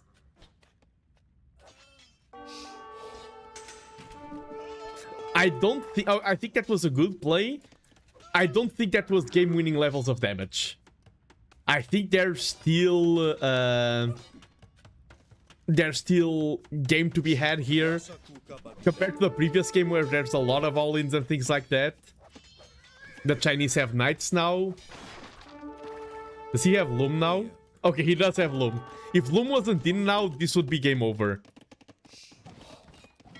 Javisti is winning on water completely.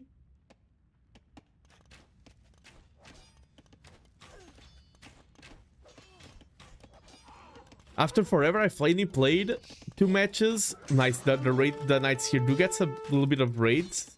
I'll go back to the message. 11 kills on those Knights.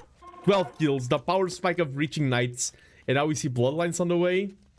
Hello, I'm new here, really nice guys. Thank you, Jimmy Page. Thank you, thank you. I didn't see that you followed. I don't read the names of every single follow. That is intentional. Because some people just like to lurk and I respect lurkers. But thank you for dropping by and thank you for the compliment. I do try my best. I am learning how to cast as well. It is a skill, such as playing, and I'm working on improving it. And thank you for the support. We do see Phoebus Apollo now taking to his own siege. None of these players adding a second TC. It's funny because we just came from a set Antimon. I'm giving you info to either Phoebus Apollo or Javisti. Antimon is king of the boomers. He really likes booming. And now we see players who are only adding their second TC at like 26-minute mark. I think Chinese Knights will be great at raiding here. That army is not that powerful.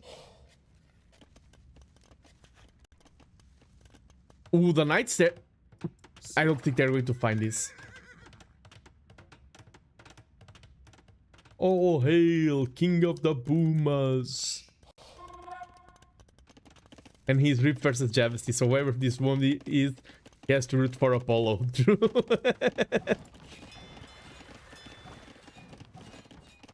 Javisti does have the water lead, and he is the melee. So it is easy to punish water boom. But if the melee can pull it off, because if we look at the eco, they are even. But a lot of Javisti's eco is fish that's about to run out. I like the defensive rocket card there. I think it just sniped a mango while I was distracted with other happenings. Old Knights are strong versus Hulks.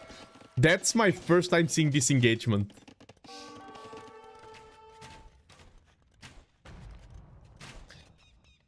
True, if he could get fish... The problem is... I mean, maybe if he gets Thalassocracy, it's so easy to punish fish boom in this map. Okay, this is so dangerous right now. That's why a lot of players, I mean a lot, some, add one scout to their knights. Just for the line of vision. There's such a horde of damage to be found there. We see 3rd TC from both players. And we see the crossbows here will try to find some damage. I would like to see the rocket cart go back to deal with the crossbows. The warlock is still not happy.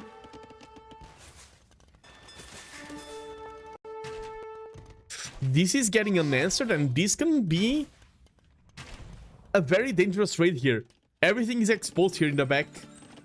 I think a knight just got converted there by a monk. Ooh, and the villagers, the pathing is not the best. Yeah, a team bonus that's more vision tonight would be great. And hello, once again, D1100.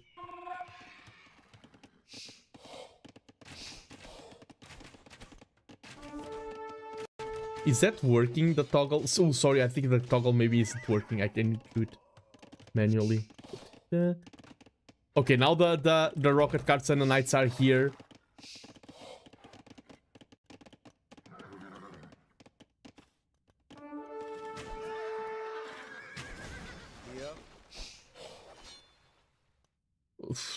Yeah, the knights need the support for the rocket from the rocket carts.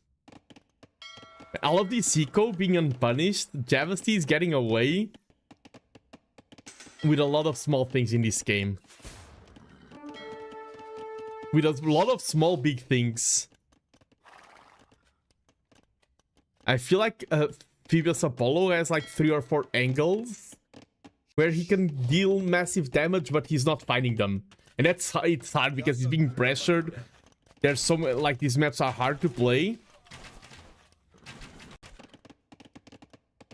Like, all of these fishing ships still working on his own pond. But they will soon run out. Yeah, Javesty, with all of that food, he can soon click Imp. And that can be his win condition right now. Getting Eco up to drop a castle. Can then start driving the economy. We see fireworks on the way. Whee! I really... I like the rocket carts. Nice micro there. Taking a rocket cart for free. Oh, we have to rotate it on. I think I need to toggle it manually as well.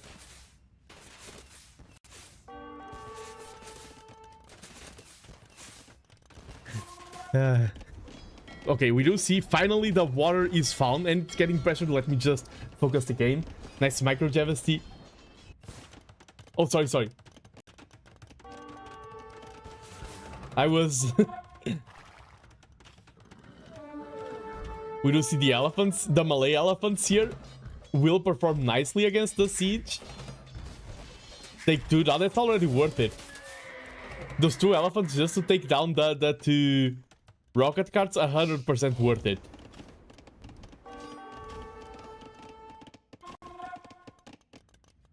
Drops the castle. This all gets punished. And now we see that Phoebus Apollo does have the villager lead. But was it punished too late? And ooh, the rocket carts find the castle. If this castle gets denied, I think Javesty is out of the game. But I think the castle... Ooh, now finds a good scorpion hit. The knight does get converted. Castle is up 80%. More villagers go down. More villagers get pulled. Knight that got converted takes away some villagers.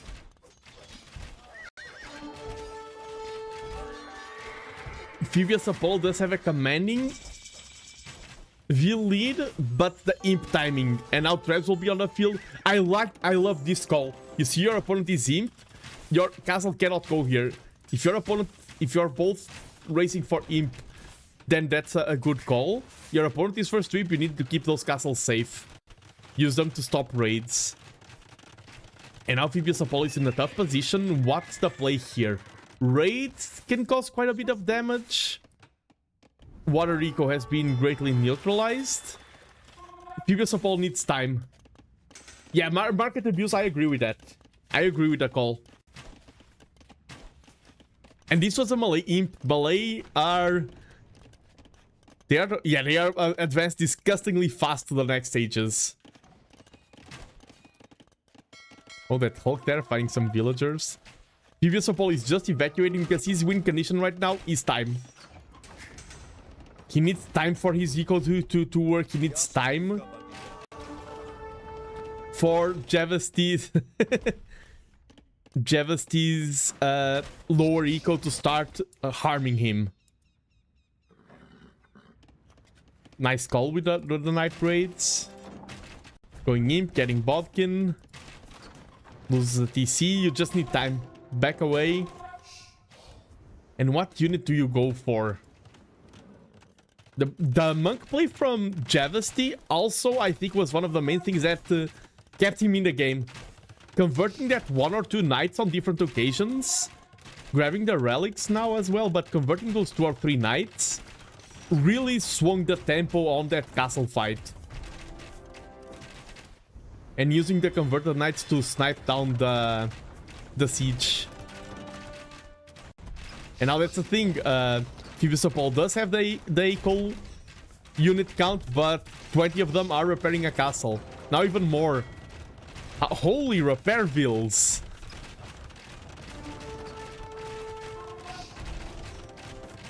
And he has 8 villagers working? What? For a second? The knight, and that's a converted knight? The conversions were so good. Amphibious Apollo is falling apart right now. I think Javesty is dealing enough damage. We see some Chukunus. Chukunus? Oh, and they're just... Oh, they are focusing the monks. But Chukunus are not incredible versus crossbowmen. I mean, they are good, but it's not like a broken unit matchup.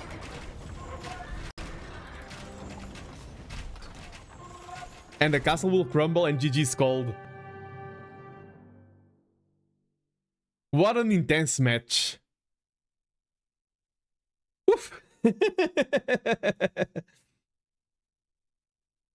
And I think the main thing that won Javesty the game here, honestly, was just the water here. Because I think Phoebus Apollo had a good opening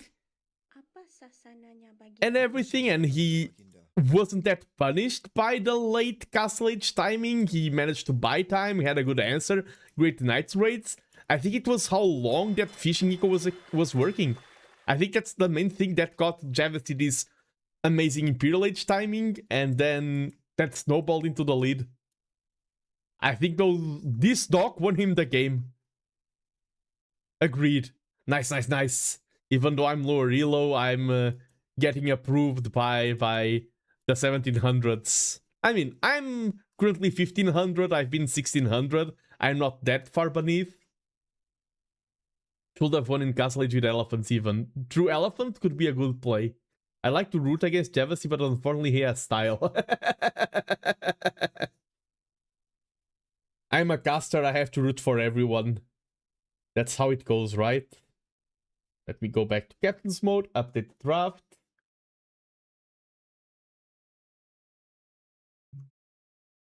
We had the another win for Javesty with the Malay versus the Chinese. And this is such a, like, it's funny because some people say, oh, it's all about the elos define the playstyle. We are watching 2 semifinals from the same bracket, and they couldn't be more different. Like, this is completely different set of matches than what we watch in the other semifinal. So it makes me extremely curious to what the final has in store. And now we are going to Monocle, or how I often read it when it's small, Mononcle. We're going to Mononcle. And I think Sicilians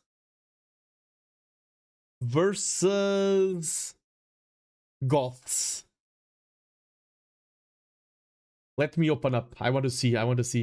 Also, he draws things. Yeah, oh, yeah. Javesty is a drawing guy. The other day I had a blank. I was trying to remember, oh, who is the cool caster that draws things? I had such a huge blank. I kept trying to think, oh, who is the caster that draws things? I forgot. It is Javasty, the one who draws.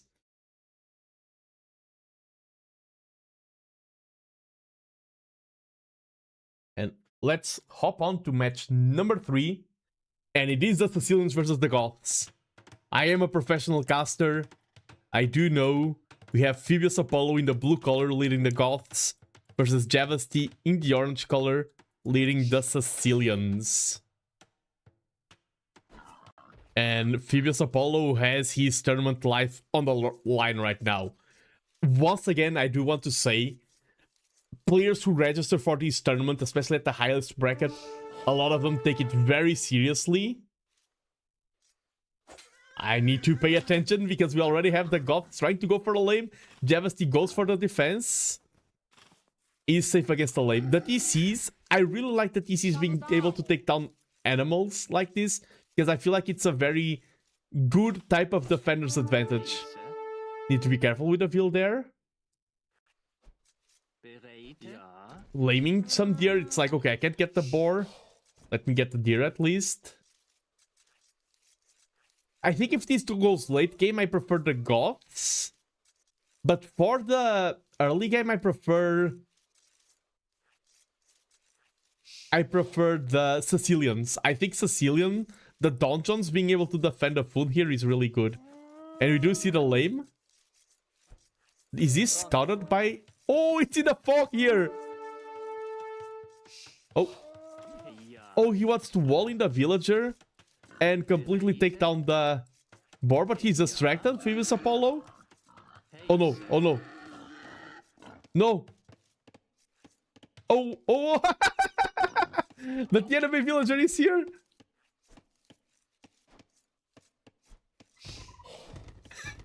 Javasty is like, no, free the boar!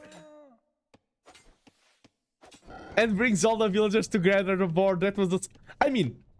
Oh, wow. Will the villager escape? The thing is, you already... Yeah, you already want to drop a meal here. So this wasn't the harshest lame in the world. And you did pay a villager for it. Furious Apollo, in the meanwhile, also lost a scout. It's the most useless on us, Henry, no!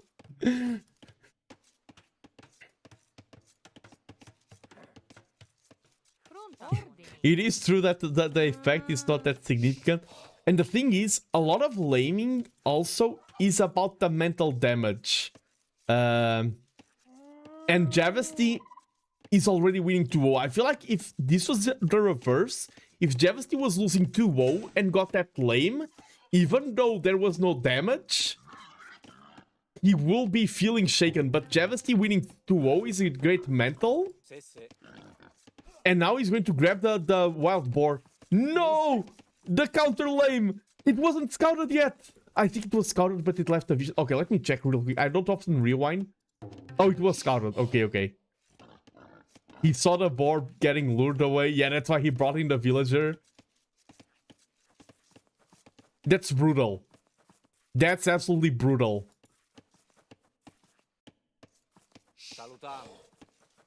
It's on him for not taking the forward for...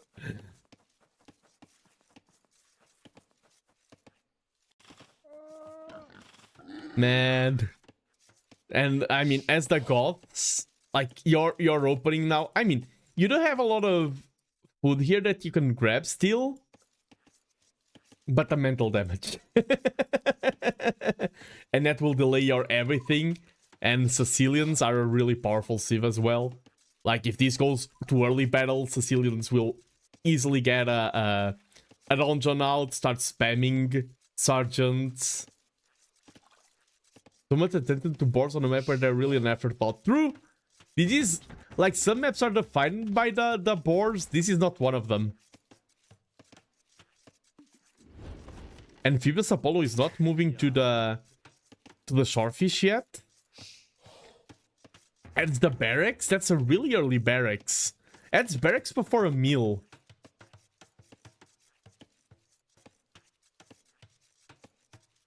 Yeah, the mental edge is big, and he, like, you can see, I think that the barracks before the meal was definitely a mistake.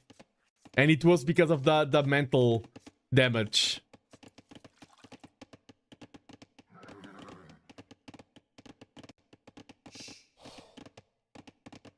We'll drop the meal now, probably.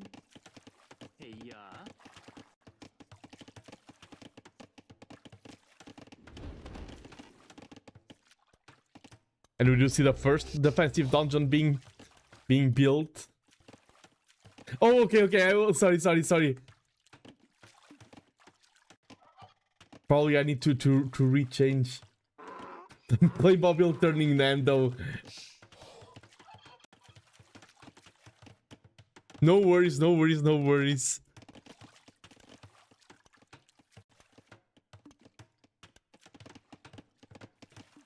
And we do see Feudal Age.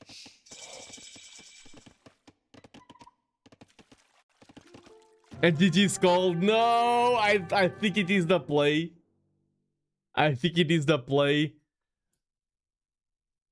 But what a way to end the set. GG. And I don't think, like, this is a 3-0. And I don't think Phoebius Apollo is that much weaker than Javasty. I think it was a combination of a lot of factors. I think he was unlucky. Of course, being lucky or unlucky takes skill. Like, Javasty was lucky of not getting the lack of Loom being punished. He was lucky of not getting the bolts found early on. I think there was a lot of things that went wrong for Phoebius Apollo. And I agree with Javasty. I think, of course, I know that Otter is joking.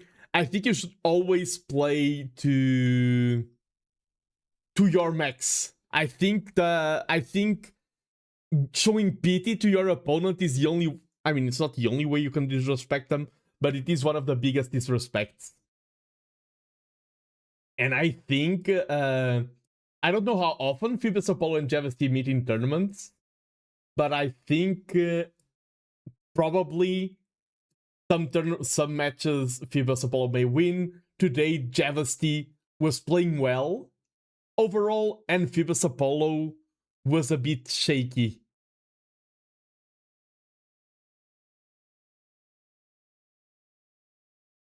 With the human strat and being African River and monocle with I'm good on. Congrats, Javasty. Yeah, congrats, Javasty.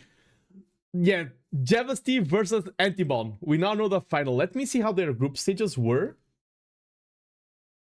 Oh, you are both Group A. We have a rematch. So you've played each other and Antimon defeated you 3-0 because he won every map. So the final will be a rematch between Group A. Oh, that's really cool. Yeah, this final, Blockade, Phoebius Apollo, Antimon, and Javasty. Group C and Group D all got eliminated in the quarterfinals. Every single one of them. Wow.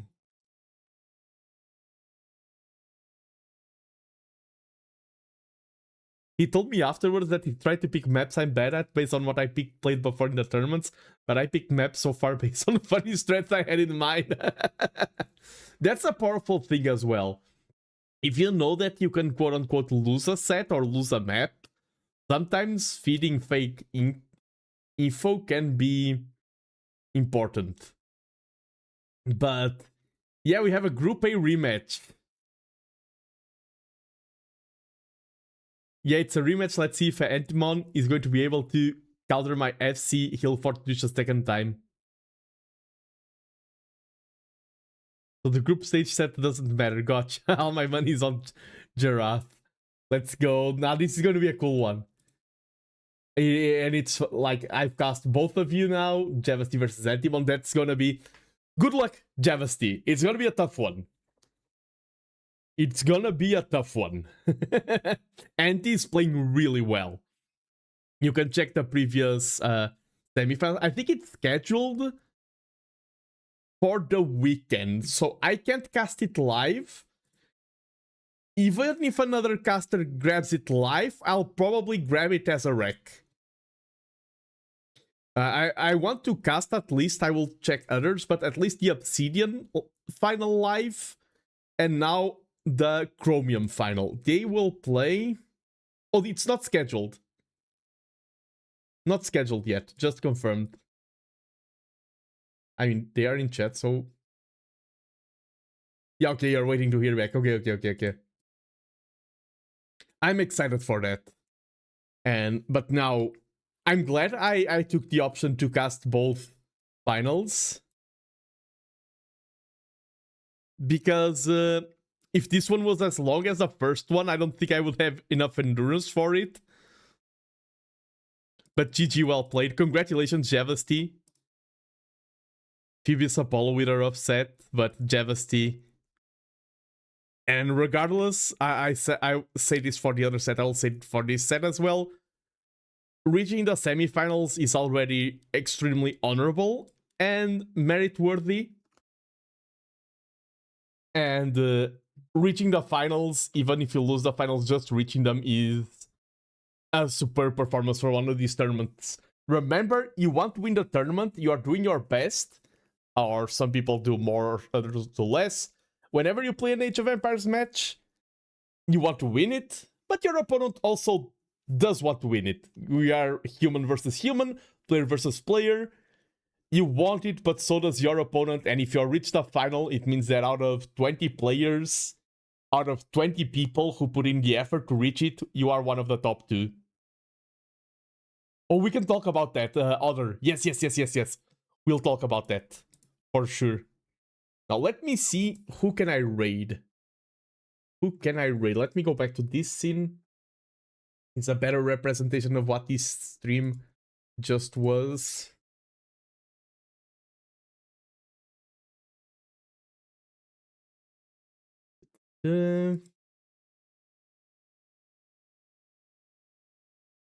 Is anyone casting TTLC?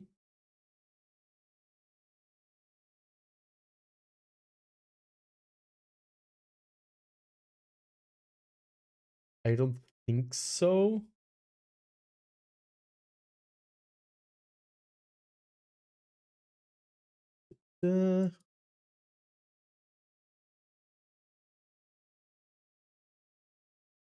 Chat versus 2K Boomer storyline is always good. True. I agree with that.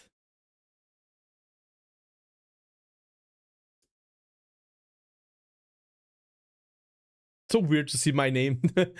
I was checking the list of streamers and I'm like, oh, who's that guy? Oh, it's me. Okay, I don't see anyone casting TTLC.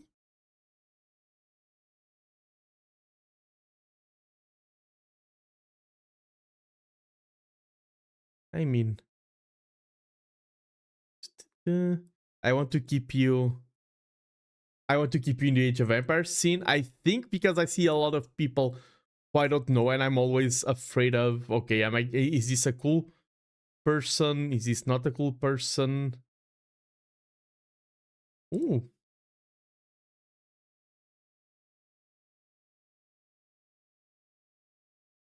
Oh, this is not English since I'm streaming in English. I try to keep you in English.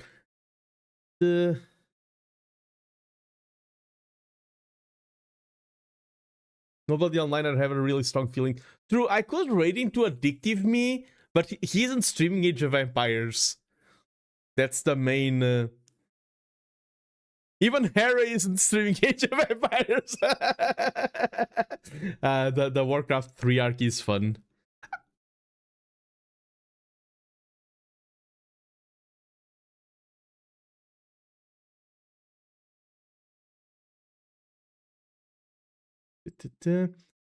I will raid into Survivalist. I haven't watched a lot of his content yet, but I've had people that really enjoy his stuff over here. Read Small One and make their day. The thing about Small One is that it's a risk. I mean, okay, let me check. Okay, let me check just one Small One. I also don't want to keep you here captive forever. There is a small one here that I recognize.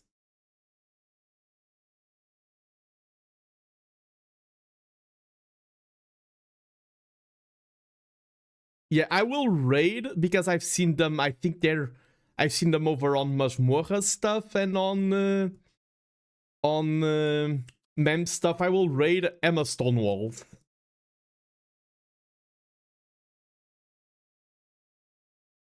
I don't know a lot about him, but I've seen him. He's the mod of Mem. Yeah. Let me raid Emma Stonewalls. They are cool. Nice. Let's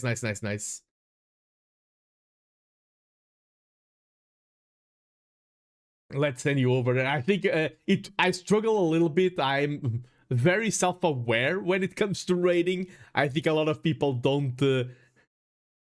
Some people just do it more casually and things like that. I am extremely self-aware when it comes to raiding, but I think we found a good target. And thank you everyone who joined me here today. I hope you had a good time. I certainly did. I've read so many random channels that ignore me. Oh, I don't mind being ignored. I would rather be ignored. I just don't want to send viewers into a bad experience. That's my main concern. I don't care about being ignored at all. That's the thing. If I raided Hera, I wouldn't mind if Hera ignored me. But I knew that I would be sending viewers into a good stream. That's what I care more about. But I do prefer supporting smaller people if I know already that they are cool smaller people. But yeah. Time is running out. Thank you everyone who joined me today. I hope to see you in the next one. Keep enjoying Age of Empires. Keep enjoying stuff. And have fun. See you soon. Hope you enjoyed the cast. And keep being great. And I mean, tomorrow, T90 final. Hype. Let's go. Bye-bye.